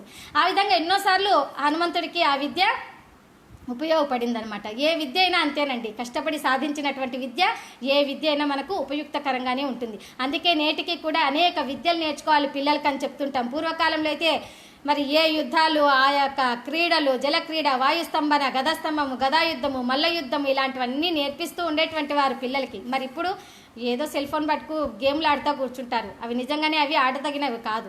కనుక మనం పిల్లలకి ఏం నేర్పించాలి? మంచి మంచి విద్యలు నేర్పించాలి. అలాగా ఆంజనేయ స్వామికి ఆ క్రౌంచ పక్షుల భాష తెలుసుకొని అప్పుడు ఆయన మైరావణ లోకంలోకి వెళ్తాడు. అక్కడ ఆ మైరావణుడు తీసుకొని వెళ్ళింటాడు. అక్కడ ఈయన చూస్తూ ఇట్లా అట్లా వెళ్తూ ఉంటాడు, ఎక్కడున్నారు ఏమి అనని. అక్కడ ఏదో ఒక స్త్రీ గొంతుక వినిపిస్తుంది ఆయనకు ఒక భవనంలోంచి. చూస్తే ఆకు పచ్చని పచ్చలతో చేసినటువంటి భవనం, అక్కడక్కడ కెంపులతో, ఎర్రని కెంపులతో పొదిగినటువంటి గొప్ప భవనం అది. అక్కడి నుంచి ఒక స్త్రీ గొంతుక వినిపించేసరికి అక్కడ వింటాడనమాట. అప్పుడు ఆ మైరావణుడు అక్కడికి వెళ్ళి ఆయన ఒక చంద్రసేనను అపహరించుకొని తెచ్చింటాడు మైరావణుడు. ఎందుకంటే చంద్రసేన అంటే వాసుకి యొక్క సోదరి అనమాట ఆమె. ఆ చంద్రసేనను తీసుకొని వచ్చి తనను వివాహం చేసుకోవాలని బంధించింటాడు. ఆమెమో రాముని భక్తురాలు. అయితే రామలక్ష్మణులు ఆమె పూజిస్తూ ఉంటుంది రోజు రాముణ్ణి విగ్రహ రూపంగా. అప్పుడు ఆ మైరావణుడు అంటాడు, నువ్వు రోజు రాముని పూజిస్తున్నావు కదా, ఇదిగో నేను నిజమైన రాముని ఇప్పుడు తీసుకొని వచ్చిన ప్రతిమ రూపంలో, రేపు కాళీకి బలివ్వబోతున్నా నీ రాముని, ఇక నీకు నేనే శరణు, నన్నే నువ్వు వివాహం చేసుకోవాలి అని చంద్రసేనతో అనేసరికి, ఏంటి రావణ్ణి నువ్వు తీసుకొచ్చావా? రాముణ్ణి నీవు సంహరించగలవా? శ్రీరామచంద్రుణ్ణి, ఆయన మహా తేజస్సుడు, ఆయన దైవాంశ సంభూతుడు ఆయన అని చంద్రసేన అనగా ఆ మైరావణుడు అంటాడు, నన్ను సంహరించాలంటే ఆయన తరం కాదు. ఎందుకంటే నా ప్రాణాలు ఎక్కడున్నాయో తెలుసా? ఆ సప్త సముద్రాల మధ్యలో జ్వాలాముఖి పద్మములో ఆ యొక్క కాండం నుంచి ఒక బిలం ద్వారా లోపలికి వెళితే అక్కడ భయంకరమైనటువంటి ఆ గుహలో అనేక మంది భూత ప్రేత పిశాచ శాకిని ఢాకిని గాలి దయ్యంబులంతా కూడా ఆడ కాపలా కాస్తుంటారు. ఆ యొక్క గుహలో రత్న పేటికలో బంగారు వర్ణంతో వెలుగొందిపోతూ రత్నాలు వైడూర్యాలు పొందినటువంటి ఆ రత్న పేటికలో, ఇప్పుడు మనం సూట్ కేసు అనో ఏదో అంటాం కదా, అట్లాగా రత్న పేటికలో 5 తుమ్మెదల రూపంలో ఉంది నా ప్రాణం. ఆ పేటిక తెరిచి అక్కడ గుహ దగ్గరికి వెళ్ళేదే కష్టం, గుహలోనికి వెళ్ళేది మరింత కష్టం. ఆ పేటికను తెరిస్తే ఇంక వాళ్ళు బతికి ఉంటారా? ఒక్కసారిగా తుమ్మెదలు మామూలు తుమ్మెదలు కావవి, విషముతో కూడుకున్నటువంటి తుమ్మెదలు. అవి ఒక్కసారి కుట్టాయంటే ఇక వాళ్ళు చావాల్సిందే, నన్ను చంపడం అంత తేలిక కాదు అంటాడు మైరావణుడు. ఆ విధంగా ఆయన ప్రాణాల రహస్యం అంతా కూడా ఈ యొక్క చంద్రసేన తెలుసుకుంటుందన్నమాట.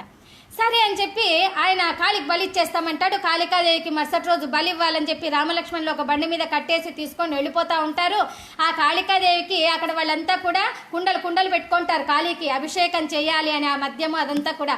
అప్పుడు ఈ హనుమంతుడు చిన్నగా మారిపోయి ఈయనకి, ఎందుకంటే ఈయన ఏ రూపమైనా ధరించేస్తాడు హనుమంతుడు, చిన్నగా ఒక బల్లి పిల్లంత రూపం అయిపోయి ఆ కాళికాదేవి దేవాలయంలో పైభాగానికి వెళ్ళి ఆ గర్భాలయంలోకి ఆ చిన్న రంధ్రం ఉంటుంది కిటికీలాగా, అట్లా దాంట్లో నుంచి వెళ్ళి గర్భగుడిలోకి వెళ్ళిపోతాడు. అక్కడ కాళికాదేవితో, ఏమమ్మా కాళీ, శ్రీరామచంద్రులంతటి వారిని నీవు బలి కోరుకుంటున్నావా తల్లి అనేసరికి ఆ మహాతల్లి ఆ శక్తి ఆయనతో అంటుంది, నీకంతా విజయం చేకూరుస్తుంది, నీకంతా కూడా విజయమే, శ్రీరామచంద్రుల వారిని నీవు క్షేమంగా తీసుకెళ్తావు చిరంజీవా అని ఆయనకి అభయం ఇస్తుంది ఆ కాళీమాత. అప్పుడు ఈయన ఆ కాళీమాత వెనక్కి వెళ్ళి నిల్చొని చూస్తూ ఉంటాడు. కాళికాదేవి స్వరంతోనే లోపలికి పంపండి, ఇక మద్యంతో అభిషేకం చాలు, పాలతో అభిషేకం చేయండి అంటాడు. ఎందుకంటే ఈయనకు మద్యం అసహ్యం, మద్యం అంటేనే అసహ్యం, కనుక పాలతో అభిషేకం చేయండి అంటారు. అప్పుడు ఆ పాలతో అభిషేకం చేయండి అని అన్నప్పుడు శ్రీరామచంద్రుల వారికి అర్థమైపోతుంది ఇక్కడ ఆంజనేయుడు ఉన్నాడు అని. అప్పుడు లక్ష్మణుడిని చూసి నవ్వుతాడనమాట. కానీ లక్ష్మణుడికి అర్థం కాక ఊరుకుంటాడు.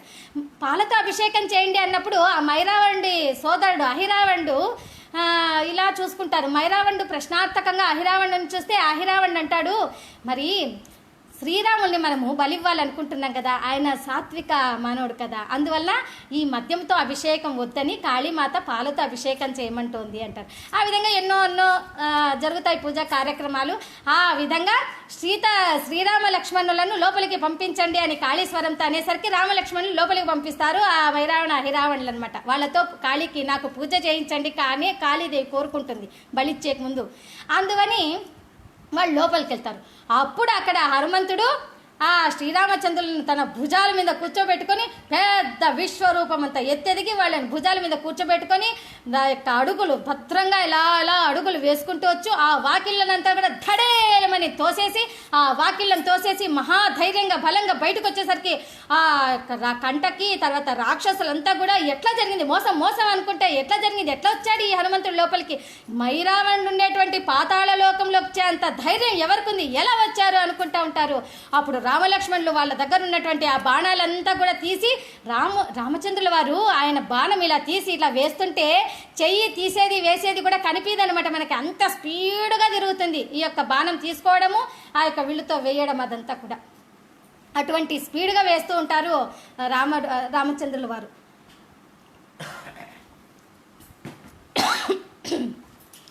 ఆ విధంగా రామలక్ష్మణులు తీసుకొని వెళ్తూ ఉంటారు. ఆ యొక్క అందరూ కూడా మైరావణుడు వీళ్ళంతా కూడా యుద్ధానికి సంసిద్ధులైపోయి వాళ్ళంతా కూడా యుద్ధరంగంలోకి వచ్చేస్తారు.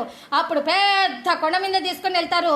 రాముడు బాణాలు వేస్తుంటే వాళ్ళంతా కూడా ఒక్కొక్కరు ఒక్క దెబ్బ తగిలితే ఒక బాణం తగిలితే ఒక డ్రాప్ రక్తం కారిన మళ్ళీ ఇంకొక మైరావణుడు పుట్టుకొస్తాడు. ఇలాగా లక్షల మంది మైరావణులు పుట్టుకొస్తుంటే రామచంద్రుల వారు అంటారు ఇదేంటి హనుమ ఇంతమంది ఇలా పుడుతున్నారు ఏం చేయాలి అని అనుకుంటుండగా అప్పుడు హనుమంతుడికి గుర్తుకొస్తుంది. ఓహో చంద్రసేన చెప్పారు కదా ఇందాక అక్కడికి వెళ్ళినప్పుడు ఈ యొక్క యుద్ధం జరిగినాక రామచంద్రుల వారిని నా దగ్గరికి తీసుకురా అని ఈ విషయం అంతా కూడా ఆ మైరావణ ప్రాణాలు ఉన్నటువంటి విషయం అంతా కూడా చెప్తుంది కదా అని చెప్పి అప్పుడు వెళ్తాడు ఆయన. ఆ యొక్క మైరావణుని ప్రాణాలు ఎక్కడైతే ఉన్నాయో ఆ గులం గుండా వెళ్ళి ఆ యొక్క భయంకరమైనటువంటి యొక్క గుహలోకి వెళ్తాడు. అక్కడ పెద్దని ఆకారంతో కోరలతో మీసాలతో పెద్ద బాణపొట్టలు వేసుకొని నల్లగా ఉన్నటువంటి ఒక రూపము భేదాలను రూపం అనమాట. ఆయన అక్కడ కాపులా కాస్తూ ఉంటాడు. అప్పుడు హనుమంతుల వారు అంటారు ఎవరయ్యా నీవు ఇక్కడ ఉన్నావు నీకేం కర్మ పట్టింది ఇక్కడ ఉండడానికి అంటే అప్పుడు నువ్వెవరయ్యా ఇక్కడికి రావడానికి ఇద్దరికే అనుమతి ఉంది అది ఒక్క మైరావణుడికి ఇంకొకరికి అంటూ నువ్వెవరయ్యా అసలు చెప్పు అనేసరికి ఒక్క పిడిగుద్దులతో గుర్తాడు ఆ యొక్క హనుమంతుడు. అప్పుడు ఆ భేతాళుడికి ఆ స్పర్శ తగలగానే ఆ యొక్క పిడిగుద్దు తగలగానే ఆ దెబ్బ తగలగానే ఆయన గుర్తుకొస్తుంది. ఓహో ఒకానొకసారి పరమేశ్వరుడు నాకు తెలియజేశాడు ఇక్కడికి ఏదో ఒక రోజు నా అంశ సంభూతుడైనటువంటి హనుమంతుడు వస్తాడు అనని ఓ మహానుభావ మీరు హనుమంతుడని నాకు అర్థమైపోయింది. ఇక ఈ రోజుతో నాకు ఈ శాపం వెళ్ళిపోయింది. నేను ఒక గంధర్వుణ్ణి శాపవశాన నేను ఇక్కడ భేతాళునిగా ఉన్నాను నాయన అని చెప్పి ఆయన వెళ్ళిపోతాడు. అప్పుడు ఈ రత్నపేటికను తీసుకొని వస్తాడు. ఆ యొక్క హనుమంతుడు తీసుకొని వచ్చే ముందు ఆ జ్వాలాముఖి పద్మం నుంచి ఆ రెక్కలంతా కూడా అగ్నిని వెదజల్లుతూ అప్పుడు తెలియచేస్తాయి ఆ జ్వాలాముఖి అగ్ని రేఖలు అనమాట. ఎవరికి అగ్నిదేవుని రూపంలో హనుమంతులకి. ఓ హనుమంతుడా ఇది తెరవంగానే 5 తుమ్మెదలు భయంకరంగా బయటకు వచ్చేస్తాయి అవి కుట్టడం వల్ల అపాయం జరుగుతుంది కనుక నీవు ఆ 5 తుమ్మెదలను 5 ముఖాలు ధరించి ఒక్కొక్క ముఖముతో ఒక్కొక్క తుమ్మెదను నీవు సంహరించాలి అని తెలియచేయడం వలన ఈ సన్నివేశాన్ని ఈ సందర్భంలోనే ఆంజనేయ స్వామి పంచముఖాలను ధరించి పంచముఖ ఆంజనేయుడిగా మనకి దర్శనమిస్తారు ఈ యొక్క ఘట్టంలో. అది ఎలాగంటే ఆయన యుద్ధ సంహారానికి వెళ్ళిపోతాడు. ఎక్కడైతే యుద్ధం చేస్తున్నారో రామ మైరావణులు వీళ్ళంతా కూడా వెళ్ళిపోయేసరికి ఆ మైరావణుడు చూసి ఈ యొక్కని ఓరి ఎలా తెచ్చుకొని వచ్చావు నా ప్రాణాలు ఉన్నటువంటి తీసుకొచ్చావు నేను భయపడతాను అనుకున్నావా మీ ప్రాణాలకే ముప్పు దాన్ని తీసుకురావడం వలన. ఎందుకో తెలుసా అందులో ఉన్నటువంటిది మామూలు తుమ్మెదలు కాదు భయంకరమైనటువంటి విషముతో కూడుకున్నటువంటి తుమ్మెదలు అని చెప్తారు. అప్పుడు హనుమంతుడు పెద్దగా విశ్వరూపం వచ్చేసి 5 ముఖాలు వచ్చేసి హయగ్రీవ ముఖము నరసింహ ముఖము అశ్వముఖము ఈ విధంగా వాహముఖము ఆంజనేయ ముఖం ఈ విధంగా 5 ముఖాలతో ఆయన పెద్దగా విశ్వరూపం వచ్చేసి ఒక్కొక్క ముఖముతో ఒక్కొక్క నోటితో గాలిని బాగా లోపలికి పీల్చుకుంటూ అని లోపలికి గట్టిగా గాలిని పీల్చుకుంటూ ఆ గాలిలోనే ఒక్కొక్క నోటిలోకి ఒక్కొక్క తుమ్మెద వచ్చేసి ఆ తుమ్మెదను నమిలి దాన్ని చంపేసి ఊసేస్తాడు ఆంజనేయ స్వామి. ఆ విధంగా తుమ్మెదలను సంహరించేసరికి అప్పుడు మైరావణుడి ప్రాణాలు ఈ యొక్క రామ బాణం వలన అప్పుడు పోతాయన్నమాట. ఆ విధంగా అంత గొప్పగా కార్యం చేసినటువంటి వారు ఎన్నో మహాఘనకార్యాలు చేసినటువంటి వారు ఆంజనేయుడు ఆ మహానుభావుడు. ఈ విధంగా నవవ్యాకరణ పాండిత్యం నేర్చుకోవడం వలన మనకి ఆ యొక్క మైరావణుని సంహరించగలిగాడు. అంతేకాదు ఆ యొక్క చంద్రసేననే మళ్ళీ ద్వాపర యుగంలో అది తర్వాత తెలుసుకుందాము, ఎవరుగా జన్మించారు అని అనేటువంటిది మనము తెలుసుకుందాం. ఎందుకంటే ఈమెను పిలుచుకొని వస్తాడు ఆ చంద్రసేన మహారాణి దగ్గరికి శ్రీరామచంద్ర వారిని. ఆమె ఏం చెప్తుంది, నేనే కదా చెప్పాను ఈ మైరావణుని యొక్క జన్మరహస్యము, కనుక యుద్ధం అనంతరం నీవు నన్ను రామచంద్రమూర్తిని నాకు దర్శింపజేయాలి అని అంటే ఆ విధంగా ఆమె మాట ప్రకారంగా తీసుకొని వస్తాడు. ఆ తర్వాత ఆమె వివాహం చేసుకోమని ప్రార్థించగా శ్రీరామచంద్రుల వారు అభయం ఇస్తారు. వచ్చే ద్వాపర యుగములో అష్టమహిషుల్లో నీవు కూడా ఒక దానివి, అందువల్ల నీవు అప్పుడు జన్మించి నీ కోరిక నేను అప్పుడు తీరుస్తాను అంటాడు. ఆ ద్వాపర యుగంలో ఎవరనేది మనము మరికొంత విశేషం తర్వాత తెలుసుకుంటాము. మరి అంతవరకు మనం ఒక చిన్న సంకీర్తన చేద్దాం హనుమంతుడికి. మంగాంబుధి హనుమంత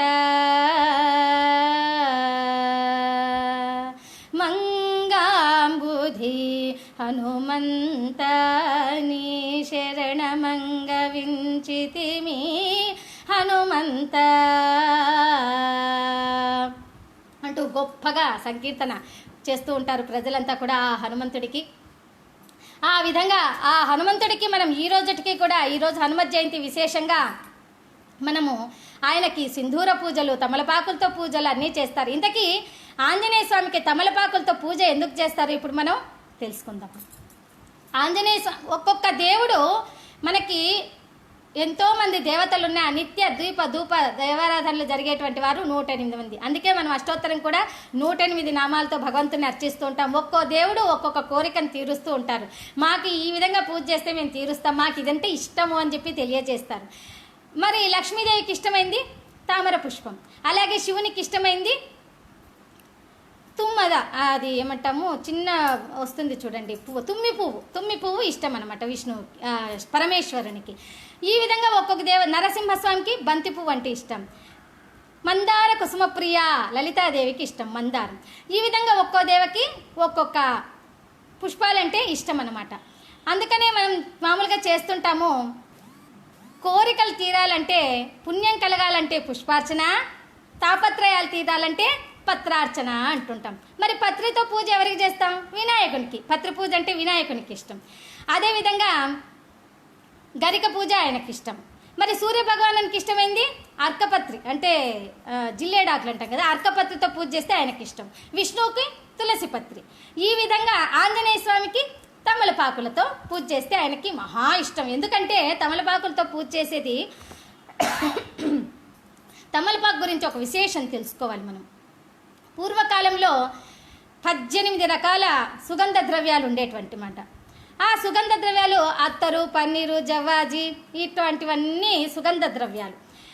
ఎవరితో అయినా మనం స్నేహం కలుపుకోవాలి అంటే తమలపాకులతో తాంబూలం ఇచ్చి మనము స్నేహం కలుపుకునేటువంటి వారు. ఎవరితో అయినా బంధుత్వం కలుపుకోవాలి అంటే తమలపాకులతో తాంబూలం పెట్టి వారికి ఇచ్చి కలుపుకునేవారు. 2 రాజ్యాలు ఒకటి కావాలన్నా ఆ తమలపాకులను, ఆ సుగంధ ద్రవ్యాలను ఇచ్చిపుచ్చుకునేటువంటి వారు. ఇప్పటికీ మన ఇంటికి ఎవరైనా ముత్తైదువులు కానీ మరి వివాహాలకు, శుభకార్యాలకు పిలవడానికి దంపతి సమేతంగా వచ్చినప్పుడు కానీ వాళ్ళకి మనం ఏం చేస్తాం? తాంబూలాల్లో పెట్టి, తాంబూలాలు ఏదో గురుదక్షిణ, మరి వస్త్రము ఏవో అన్నీ పెట్టి ఇస్తాం కదా.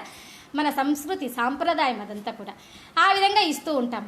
మరి ఈ తమలపాకులు, ఎందుకంటే తమలపాకే ప్రధానమైంది, తమలపాకులోనే అవన్నీ పెట్టి ఉంచేటివి కదా, అందుకని ఈ విధంగా తమలపాకులు ఇచ్చుకుంటూ ఉండేవారు. ఇప్పటికీ కూడా వివాహానికి ముందు బంధుత్వం కలుపుకోవాలి అంటే మనం అంటూ ఉంటాం, తాంబూలాలు మార్చుకున్నారు అని అంటాం కదా. మదర్పిత చందన సుగంధ ద్రవ్య లేపనాది పరిమళ మిశ్రిత తాంబూలాలు తీసుకెళ్ళాము అని అంటుంటాం కదా వివాహాల సందర్భంలో. ఆ విధంగా ఆ పరిమళమైనటువంటి ఆ తాంబూలాలను మనము తీసుకొని వెళ్తూ ఉంటాం. ఇప్పటికీ చూడండి, భోజనానంతరం ఎవరికైనా చాలా చికాగ్గా కోపంగా ఉన్నప్పుడు వాళ్ళ కోపం తగ్గించాలంటే ఏం చేస్తాం? భోజనానంతరం తమలపాకుతో కిల్లి అందిస్తామన్నమాట. కిల్లి ఇస్తే వాళ్ళకి కొంచెం తాపం తీరి ప్రశాంతంగా కూల్ అవుతారనమాట. ఆ విధంగా తమలపాకు చాలా శ్రేష్టమైనది. పుణ్యం కలగాలంటే పుష్పార్చన, తాపత్రయాలు తీరాలంటే పత్రార్చన, ఈ విధంగా చేస్తూ ఉంటాం. మరి పత్రార్చన ఎప్పుడు చేయాలి అంటే మామూలుగా శనివారము చేస్తారు ఆంజనేయ స్వామి పూజలు, మంగళవారము చేస్తారు. కానీ శనివారం రోజున ఏ సింధూర పూజలు అవి ఇవి చేసినా మంగళవారం మాత్రమే తమలపాకులతో అర్చన. సింధూరం పూజ ఎందుకు చేస్తారో తర్వాత తెలుసుకుందాము. మంగళవారము తమలపాకులతోనే అర్చిస్తారు కదా.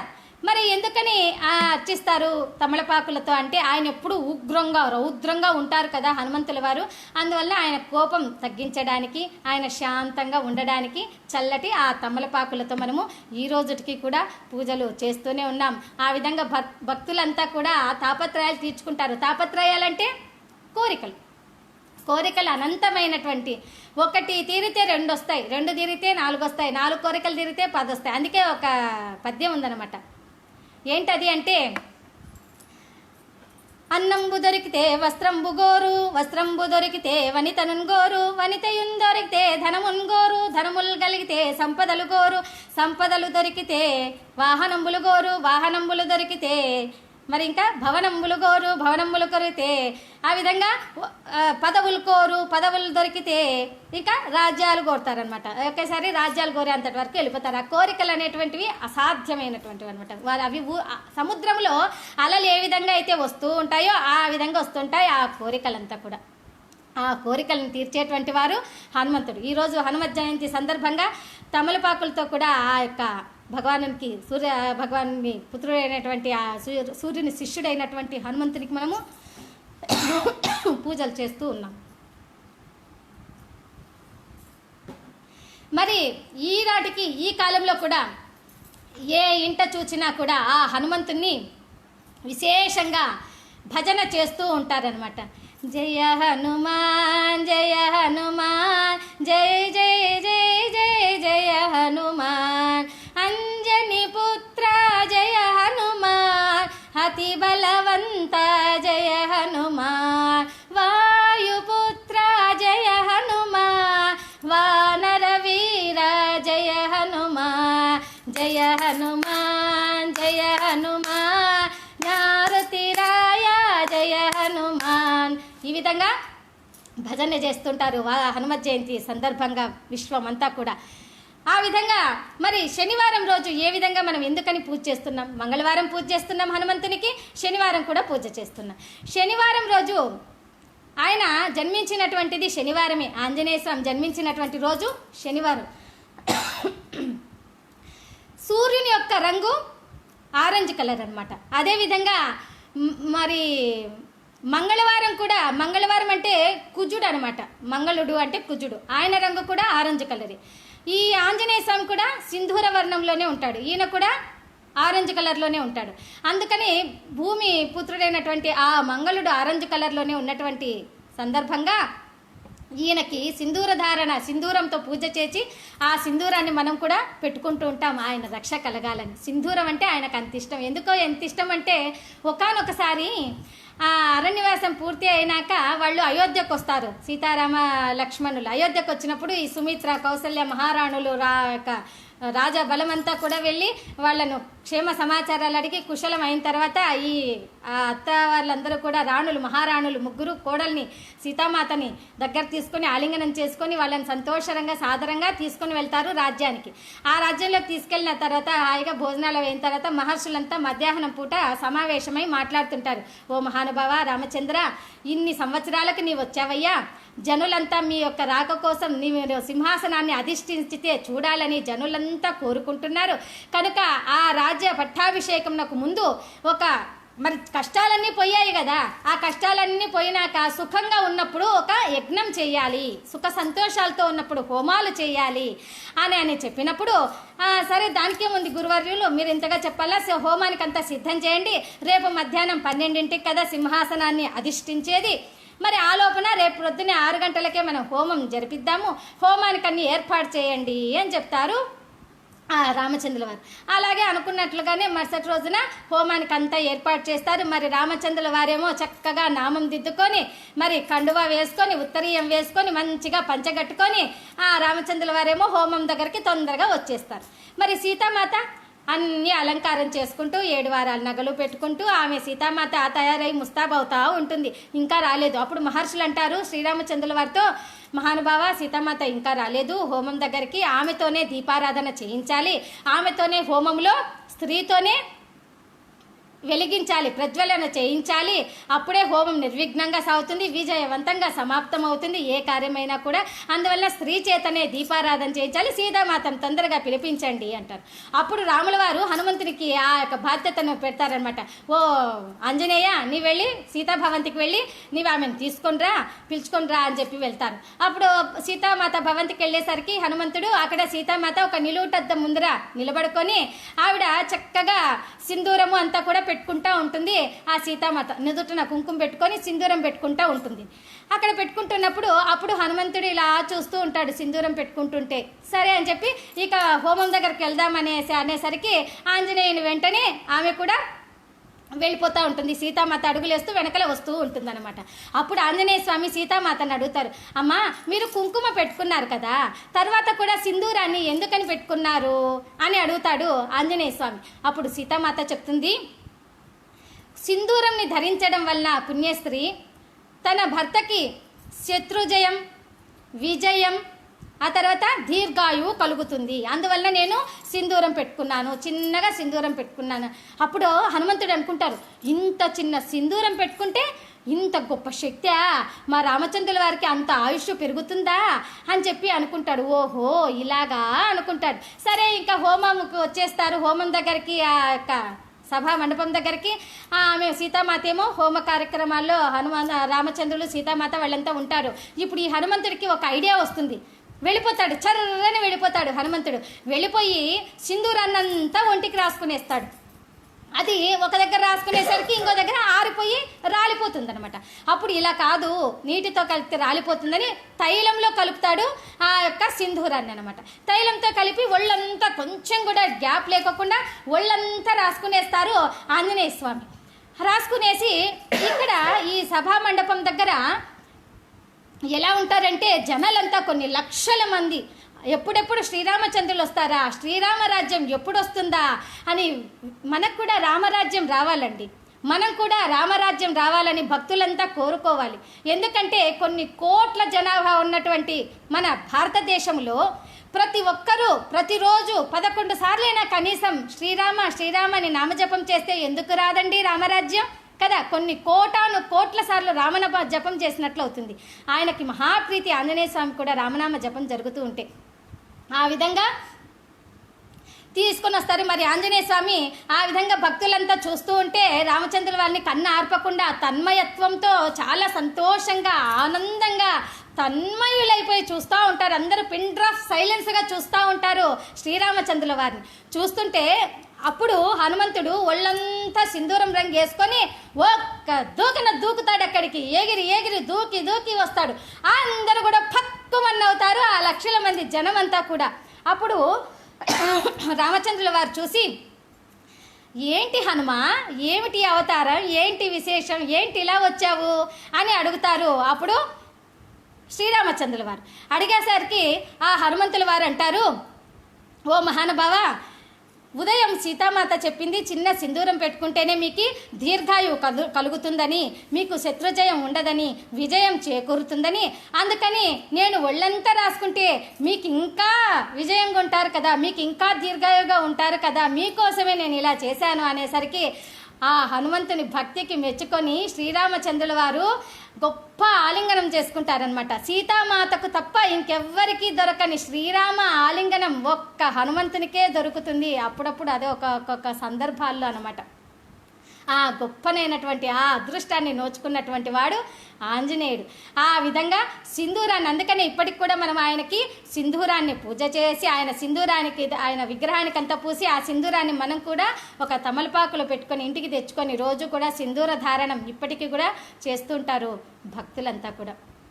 ఈ హనుమత్ జయంతి సందర్భంగా ఇప్పుడు మనం ఒక్క చిన్న గాన సంకీర్తన చేసుకొని ఆ తర్వాత మరొక టాపిక్లోకి వెళ్ళిపోతాము. మరి ఇంత గొప్ప విశేషమైనటువంటి ఆ హనుమంతుణ్ణి ఓ పవనాత్మజ ఓ ఘనుడా బాపు బాపనగా పరగితిగా అంటూ హనుమంతుడు ఎన్నో విశేషాలు చూపించాడు, ఎన్నో లీలలు చూపించాడు. ఇప్పటికీ కూడా భక్తులందరికీ ఒక చిన్న డౌట్ ఉంటుందండి. ఏంటది అనంటే, యోగాంజనేయ, దాసాంజనేయ, వీరాంజనేయ, భక్తాంజనేయ, రామాంజనేయ, బాలాంజనేయ, ఇలాగా ఇన్ని రూపాలు ఉంటాయి కదా, మనం ఏ ఆంజనేయ స్వామిని ఇంట్లో పెట్టి పూజిస్తే మంచిది అని అనుకుంటారు చాలామంది. చూడండి, దేవతల్లో ఒక 5 మంది దేవతలకు ఏ దిక్కులో అయినా పెట్టి పూజించవచ్చు. గణపతి, గాయత్రి, ఆ తర్వాత వాస్తు పురుషుడు, కృష్ణార్జునులు, చివరివాడు ఆంజనేయ స్వామి. వీళ్ళందరినీ కూడా ఏ విధంగా అయినా వాళ్ళను మనము పూజించవచ్చు అనమాట. ఏ దిక్కులో అయినా కూడా పెట్టి వాళ్ళను పూజించవచ్చు. అలా పూజించేటప్పుడు ఇది ఎవరు ఇచ్చానారు అంటే, వినాయకునికి ఈ ఆశీర్వాదం పార్వతీమాత ఇస్తుందన్నమాట. నీవు ఏ దిక్కులో అయినా, ఏ స్థానంలో అయినా, ఏ భాగంలో అయినా, ఏ మూలలో అయినా, ఎక్కడైనా కూడా నిన్ను పూజించవచ్చు. అందుకే ఇప్పటికీ వీధి శూల వినాయకుడని ఇలాగ అనేక రకాలుగా పూజిస్తూ ఉంటాం, విగ్రహాలు పెడుతూ ఉంటారనమాట. మరి ఈ బాలాంజనేయ, యోగాంజనేయ రూపాలకు వస్తే, అనేకమైనటువంటి రూపాలతో అభయం ఇచ్చేటువంటి వాడు మనకు ఆంజనేయ స్వామి. మరి ఏ రూపంతో ఉండాలి ఆంజనేయ స్వామి అని అనుకుంటారు చాలామంది. చూడండి, ఉదాహరణకి మనము మన అమ్మ ఫోటోని తీసుకుందాం. మన అమ్మ వంట చేస్తున్నట్లుగా ఒక ఫోటో, మన అమ్మ పూజ చేస్తున్నట్లుగా ఒక ఫోటో ఉంటుంది, మన అమ్మ ధ్యానం చేస్తున్నట్టుగా ఒక ఫోటో, అమ్మ జపం చేసుకుంటున్నట్లుగా ఒక ఫోటో, అమ్మ గ్రంథ పఠనం చేస్తున్నట్లుగా ఒక ఫోటో. ఇలా ఉందనుకోండి, ఏ ఫోటో ముఖ్యమని చెప్తాం? ఏ ఫోటో అయినా ఒకటే, అమ్మ ఫోటోనే.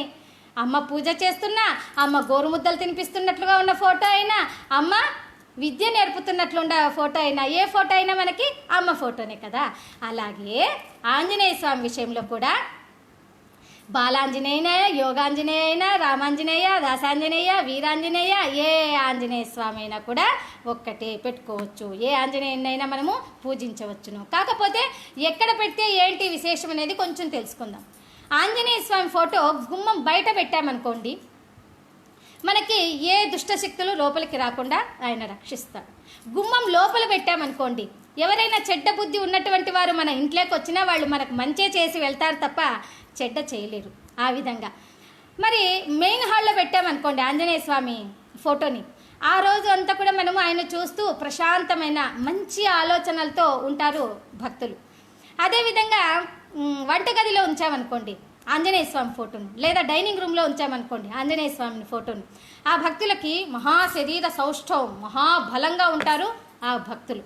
అంతేకాకుండా బెడ్రూమ్లో ఉంచారనుకోండి ఆంజనేయ స్వామి ఫోటోని, మరి వాళ్ళకి ఎప్పుడు కూడా అపమృత్యు అనేది రాదు. అంటే యాక్సిడెంట్స్, అనుకోకుండా జరిగేటువంటి కార్యాలను ఆ యాక్సిడెంట్స్ అంటారు. ఆ యాక్సిడెంట్స్ ఏవి కూడా జరగవు అనమాట. ఆ విధంగా ఒక్కొక్క దగ్గర ఆంజనేయ స్వామి ఉండడం వల్ల మనకి ఒక్కొక్క విశేషమైనటువంటి ఫలితం వస్తూ ఉంటుంది ఈ ఆంజనేయ స్వామి వలన. అంతేకాక మనం ఇన్ని విషయాలు మరి తెలుసుకున్నాం ఆంజనేయ స్వామి గురించి కదా. ఆంజనేయ స్వామి ఏమిటికి మనం దేనిలో ఆయన చూపించాడు? ఆయన సేవ ద్వారా చూపించాడు భగవంతునికి ఏ విధంగా మనము దగ్గర పడాలి అని అనేది. ఈ విషయం, ఈ సేవ అనేది ఒక్క విషయం తర్వాత మళ్ళీ మనం తెలుసుకుందాము. ఒకానొకసారి రామరాజ్యంలో ఆ రాజ్యం వెళ్తున్నటువంటి రామచంద్రుల వారు ఆ సింహాసనానికి అధిష్టానగా అనుష్ఠించిన తర్వాత ఆయన భక్తులందరికీ ఒక గొప్పగా విందు ఏర్పాటు చేయాలి అని చూస్తారు.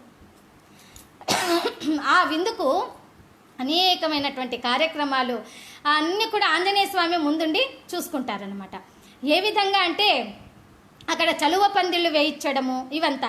చలువ పందిళ్ళు అంటే ఇప్పటికీ మనము శ్రీరామనవమి పండుగ వేళ విశేషంలో ఈ పానకాలు, చలివేంద్రాలు వితరణ చేస్తుంటారు చూడండి, ప్రజల కోసం ఏర్పాటు చేసింటారు.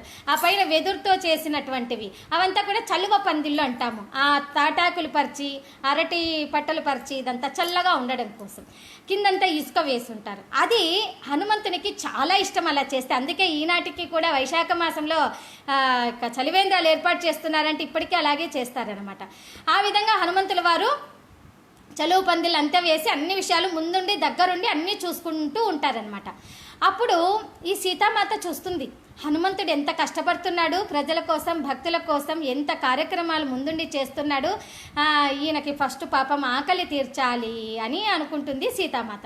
సరే అని చెప్పి, ఆంజనేయ నువ్వు ఇంత పని చేస్తున్నావు కదయ్యా, మళ్ళీ అందరూ కూడా భోజనాలు చేయాలి కదా నగరవాసులందరూ, అప్పుడు మళ్ళీ నువ్వు బిజీ అయిపోతావు, ఇప్పుడే భోజనం చేస్తూ రా, భోజనం పెడతాను కానీ తిందువు కానీ రా అనేసరికి ఈ హనుమంతుడు సీతామాతకు వెనుకగా వెళ్తాడనమాట. ఆ అమ్మ తల్లి వెనకాలే వెళ్తాడు. వంటశాల దగ్గరికి వెళ్తే సీతామాత పెద్దని విస్తరి వేసి ఆయనకి బాగా వడ్డిస్తూ ఉంటుందన్నమాట.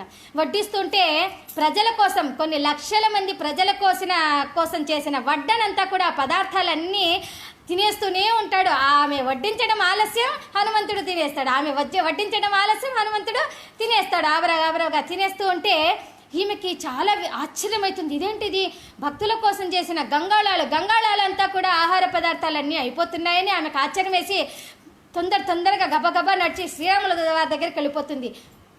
స్వామి, ఆంజనేయునికి భోజనం పెడుతుంటే గంగాళాలుగా తినేస్తున్నాడు అని చెప్పేసరికి రామచంద్రుల వారు అంటారు, ఎవరనుకున్నావు ఆంజనేయుడు, ఆ శివాంశ సంభూతుడే, ఆ పరమేశ్వరుడే అని అంటాడు. మరి ఆయనకి ఎలా తీర్చాలో ఆ ప్రజ్ఞ నీకే తెలియాలి అంటాడు. అప్పుడు సీతామాతకు అర్థమవుతుంది.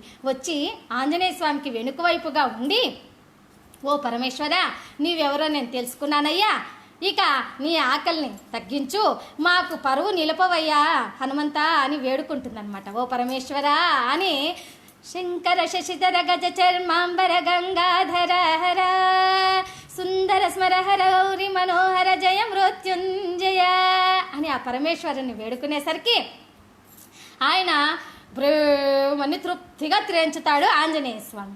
అప్పుడు సీతామాత ముందుకొచ్చి, ఏం నాయనా ఇంకొంచెం వడ్డించమంటావా అని అడుగుతుంది. అప్పుడు హనుమంతుడు, చాలమ్మా చాలు, నా కడుపు నిండిపోయింది, ఇంకా చాలమ్మా అని అంటాడు.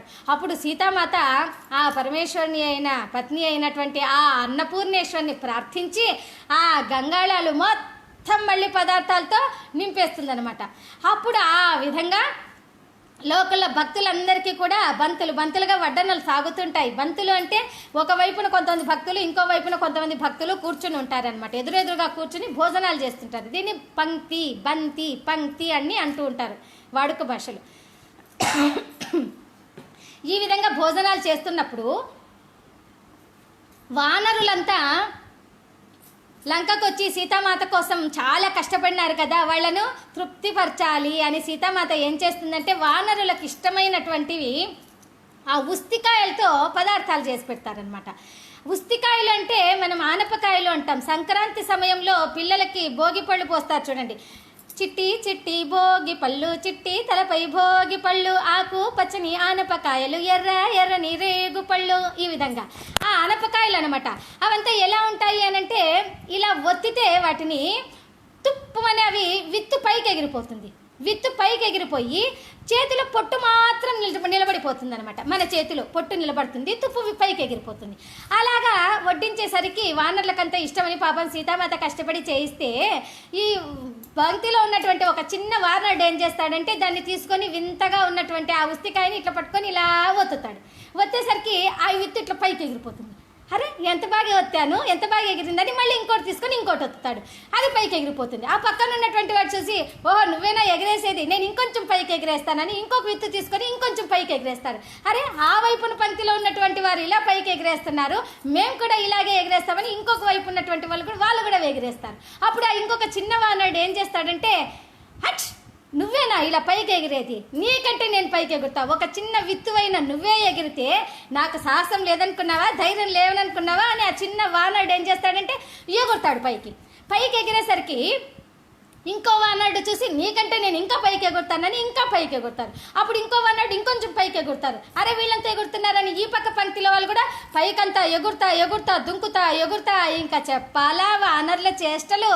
ఆ వడ్డించినవన్నీ కూడా ఇటు అటు మట్టి పదార్థం అంతా కలిసిపోతాయి. సీతామాతకి చాలా బాధ అయిపోతుంది అనమాట. ఇంత కష్టపడి వీళ్ళకి ఇష్టం అని చేస్తే ఈ కోతులు చేసేది ఇవే చేష్టలేనా అని సీతామాత బాధపడాలో నవ్వాలో ఏడ్చాలో ఆయనకు అర్థం కాకుండా చూస్తూ ఉంటుందన్నమాట. అప్పుడు ఈ వానరులంతా ఒకరికొకరు పైకి ఎగురుతుంటారు, ఒకరిని చూసి ఒకరు ఎగురుతుంటారు. ఈ చివరికి జాంబవంతుడు, నీలుడు, సుగ్రీవుడు కూడా అలా పైకి ఎగురుతుంటారు. హనుమంతుడి చూసి ఓహో ఏమైనా ఇది శ్రీరాముని ఆజ్ఞ ఏమో, ఇలా ఎగరాలేమో పైకి అని ఆంజనేయ ఆంజనేయ స్వామి కూడా ఒక్క చిన్నగా ఎగిరేలాగా కూర్చుంటాడు. అప్పుడు శ్రీరామచంద్రుల వారు చూసి, ఏం హనుమంత, చిన్న కుప్పిగంతు మాత్రమే వేశావే అంటే, అంత పెద్ద వానరులు, అంత పెద్ద మహానుభావుల ముందు నేనే పాటి స్వామి అని అంటాడు. అంత వినయం, అంత సౌశీల్యవంతుడు ఆంజనేయ స్వామి, గొప్పగా పెద్దవాళ్ళకి అంత గౌరవ మర్యాదలు ఇచ్చేటువంటి వారు, అంత వినయ సంపన్నుడు అనమాట ఆంజనేయ స్వామి. ఆంజనేయ స్వామిని చూసి మనం చాలా నేర్చుకోవాలి. ధైర్యం, సాహసం, ఉత్తేజం, ఉత్సాహం, ఇన్ని ధైర్యం, ప్రతాపం, ఇన్ని తెలుసుకోవాలి మనం. హనుమంతుని వల్ల ఇన్ని పొందాలి మనం. ఆ విధంగా అందరూ కూడా ఎగురుతూ ఉంటారనమాట. అప్పుడు ఆంజనేయ స్వామికి అభయం ఇస్తూ, ఇలా చేస్తున్నారు, నీవు ఇంత చిన్నగా ఎగిరేది ఏంది నాయన, నీకు పెద్దగా ఎగిరేది, ఇప్పుడు నేను నీకు ఒక పని చెప్తాను అంటారు శ్రీరామచంద్రుల వారు. అప్పుడు హనుమంతుడు, ఏమిటో చెప్పండి స్వామి అని వేడుకోగా, అప్పుడు ఒక తెల్లని తామరను ఇస్తాడు శ్రీరామచంద్రుల వారు హనుమంతునికి. ఇచ్చి, ఇది సూర్య భగవానునికి, మా వంశకర్త, సూర్యుడే మా వంశకు కర్త, అందువల్ల నేను సింహాసనాన్ని అధిష్ఠించాను కదా, నేను ఒకటి మరి పంపించాలి కదా, మన యొక్క ఏమంటాం మనము, గిఫ్ట్ అంటాము, లేదా పూజించాలి అంటాం భగవంతుడు. కాబట్టి నా యొక్క పూజను తెలుపు, నీవి శ్వేత పుష్పాన్ని తీసుకొని వెళ్ళి వాళ్లకు ఇచ్చేసి రాపు అని చెప్పి వాళ్ళను పంపిస్తారు హనుమంతుని. పైకి పంపించేసరికి ఆ హనుమంతుడు ఆ తెల్లని శ్వేత పుష్పాన్ని పట్టుకొని అమాంతం పైకి ఎగిరి సూర్య భగవాన్ దగ్గరికి వెళ్ళిపోయి ఆ రథాన్ని పట్టుకొని, ఒక భగవాన్, సూర్య భగవాన్, మీకు శ్రీరామచంద్రుల వారు ఈ పుష్పాన్ని సమర్పించమని అన్నారు అని ఆ సూర్యుని యొక్క పాదాల దగ్గర పెడతారు ఆ యొక్క హనుమంతుడు అనమాట. అప్పుడు సూర్యుడు సంతోషపడిపోయి, శ్వేతపద్మధరుడు కదా ఆయన, ఆ సంతోషంతో ఆయన ఈ యొక్క హనుమంతుణ్ణి ఆయన అప్పుడు చిరంజీవ అని దీవించి, అప్పుడు ఆయన చేతిలో ఉన్నటువంటి శ్వేత పుష్పాన్ని ఆంజనేయ స్వామికి ఇచ్చి, ఇది శ్రీరామచంద్రుల వారికి చేర్చు ఈ యొక్క పుష్పాన్ని, ఈ పుష్పం వల్ల ఎప్పటికీ కూడా వాడిపోదు. ఈ పుష్పము ఎంత తాజాగా ఉంటుందో, ఎంత ఫ్రెష్గా ఎప్పుడు ఉంటుందో, ఎప్పుడు నిస్వార్థంగా వాళ్ళు ఏ కరువు కాటకాలు లేకుండా సంతోషంగా తృప్తిగా ఉంటారు రామభక్తులంతా కూడా. అందుకనే అంటాము రామరాజ్యం. ఇన్ని రాజ్యాలు చేసినా, ఎంతమంది రాజులు చక్రవర్తులు మారిపోయినా, రాజ్యాలు మారిపోతున్నా, నేటికి రామరాజ్యం కోరాలి అని మనలాంటి వాళ్ళంతా కూడా రామరాజ్యం రావాలి అని ఎందుకు కోరుకుంటున్నాం తెలుసా? అంత తృప్తిగా జీవించేటువంటి వాళ్ళప్పుడు ఏ కల్మషము లేకుండా, ద్వేషము, ఈర్ష్య, అసూయ ఏమీ లేకుండా సంతోషంగా, శాంతిగా, తృప్తిగా ఉన్నారు రామరాజ్యంలో భక్తులు. అందువల్ల అప్పుడు ఆంజనేయ స్వామికి ఆ యొక్క శ్వేత పద్మాన్ని సూర్యుడు ఇచ్చి, ఇది రామునికి ఇవ్వు అని అంటారు. అప్పుడు ఆ హనుమంతుడు ఆ శ్వేత పద్మాన్ని తీసుకొని వచ్చి రామచంద్రుల వారికి ఇచ్చి, ఓ రామచంద్ర, మీకోసం ఆ యొక్క సూర్యభగవానుడు ఈ పుష్పాన్ని ఇచ్చారు, ఇది ఎప్పటికీ వాడదంట, ఎప్పుడు నిత్య నూతనంగా రాజ్యం సుభిక్షంగా ఉంటుందంట అని అనేసరికి సీతామాతకి, రామచంద్రుల వారికి చాలా సంతోషం అయిపోతుంది. ఏ కార్యమైనా సాధించేస్తాడు కదా ఈ హనుమంతుడు అని. అప్పుడు సీతామాత కూడా ఆంజనేయ స్వామిని చిరంజీవ అని దీవిస్తుంది. ఎంతమందితోనూ, అనేక మందితో అనేక సార్లు చిరంజీవ అని దీవించుకున్నాడు అనమాట. ఈ హనుమంతుడు దీవెనలు పొందాడు వాళ్ళందరితో. అందుకే ఇప్పటికీ కూడా 7 చిరంజీవుల్లో ఒకరు మన హనుమంతుల వారు.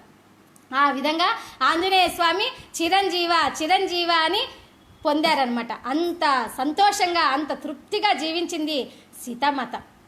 మరి ఆ రామ లక్ష్మణులకు మనం ఒక్కసారి ఒక్క సంకీర్తనే చేసుకుందాము. రామనామమే నీకు మంత్రము, రామనామమే నీకు ధ్యానము, రాముని పాదాలు నీ నివాసము, రామదూత హనుమ, శ్రీరామదూత హనుమ, ఓ రామదూత హనుమ అంటూ హనుమత్ జయంతి సందర్భంగా భక్తులంతా కూడా ఈరోజు ఎక్కడ చూసినా రామ భజనలే, ఎక్కడ చూసినా హనుమత్ భజనలే. ఆయన సేవతోనే ఆ భగవంతుని సాన్నిధ్యాన్ని కోరుకున్నారు కదా. మరి అనేకమైనటువంటి మార్గాల ద్వారా మనము భగవంతుని కోరుకుంటూ ఉన్నామన్నమాట. అవి ఏమిటది అంటే, భగవంతుడు చెప్పారు, రాఘవేంద్ర స్వామి, ప్రహ్లాదుడు, ఆంజనేయుడు, మరి వీళ్ళంతా కూడా ఒకటే మార్గాన్ని అనుసరించారు. 4 మార్గాలలో ఆ దేవుణ్ణి సాన్నిధ్యాన్ని పొందించారు. హయగ్రీవుడు ఎవరెవరు? ప్రహ్లాదుడు, హయగ్రీవుడు, ఆంజనేయుడు, రాఘవేంద్ర స్వామి చెప్పారు, నేనే హనుమంతుణ్ణి, నేనే హయగ్రీవుణ్ణి, నేనే ప్రహ్లాదుణ్ణి అని. ఏ విధంగా అంటే ఒకసారి రాఘవేంద్ర స్వామి ఒక పెద్ద పళ్ళెం నిండా ప్రసాదం పెట్టుకొని ఇలా తల మీద పెట్టుకొని కూర్చున్నప్పుడు ఒక అశ్వం వచ్చి మరి ఆ ప్రసాదాన్ని తినేసి వెళ్ళిపోతుంది అనమాట. అప్పుడు భక్తులందరూ అడుగుతారు, ఏమిటి ఇలా అశ్వం వచ్చి తినేసిపోయింది అంటే, నేను పూర్వజన్మలో హయగ్రీవుణ్ణి అని చెప్తాడు. ఆ హయగ్రీవుడు నాదము ద్వారా భగవంతుని సాన్నిధ్యాన్ని చేరుకున్నాడు అనమాట. హయగ్రీవుడు నాదం ద్వారా, సంగీత శాస్త్రము ద్వారా. ఆ తర్వాత ప్రహ్లాదుడు నామము ద్వారా, అంటే శ్రీమన్నారాయణ కదా, నమో నారాయణ అంటూ నామం ద్వారా ఆయన భగవంతుని, అందుకే భగవంతుడు స్తంభం నుంచి కూడా ఆయనకి సాక్షాత్కరించాడు అనమాట. తర్వాత స్మరణం ద్వారా రాఘవేంద్ర స్వామి భక్తులకు ఏమని స్మరణ చేయమన్నారు? పూజ్యాయ రాఘవేంద్రాయ సత్యధర్మవ్రతాయ చ భజతాం కల్పవృక్షాయ నమతాం కామధేనవే అని.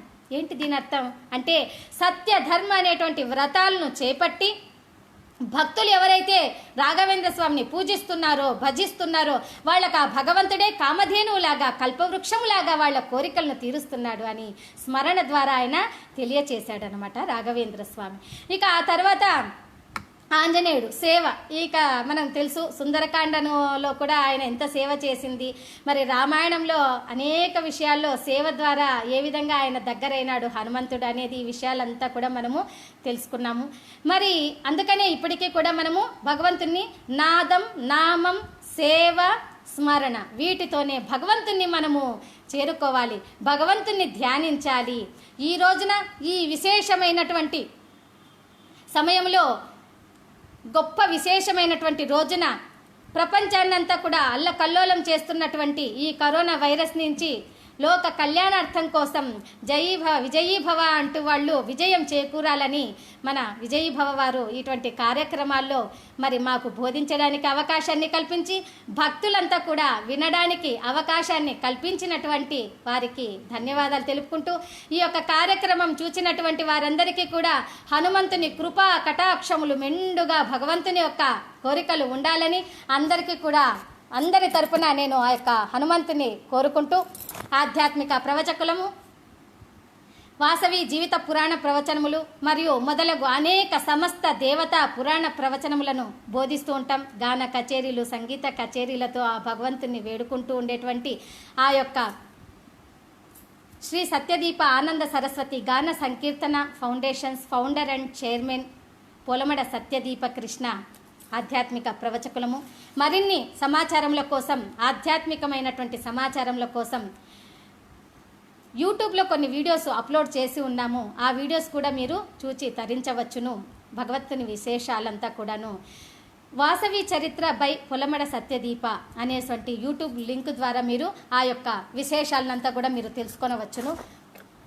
ఇటువంటి కార్యక్రమానికి మాకు సాధారణంగా ఆహ్వానించినటువంటి వారికి ధన్యవాదాలు తెలుపుకుంటూ, హనుమత్ కృపా కటాక్ష అందరికీ పరిపూర్ణంగా ఉండాలి, శ్రీ హనుమాన్ ప్రాప్తిరస్తు అంటూ, చతుస్సాగర పర్యంతం అంటే 4 సముద్రముల మధ్య ఉన్నటువంటి భూభాగం మీద మొత్తం ఉన్నటువంటి ప్రజలంతా, జీవరాశులందరికీ కూడాను సమస్త లోకాలు శాంతిగా ఉండాలని, అన్ని లోకాల్లోనూ సమస్తంగా శాంతిగా ఉండాలని కోరుకుంటూ, లోకా సమస్త సుఖినో భవంతు, సమస్త లోకాన్ సుఖినో భవంతు. జై హనుమాన్, జై జై హనుమాన్, జై హనుమాన్, జై జై హనుమాన్.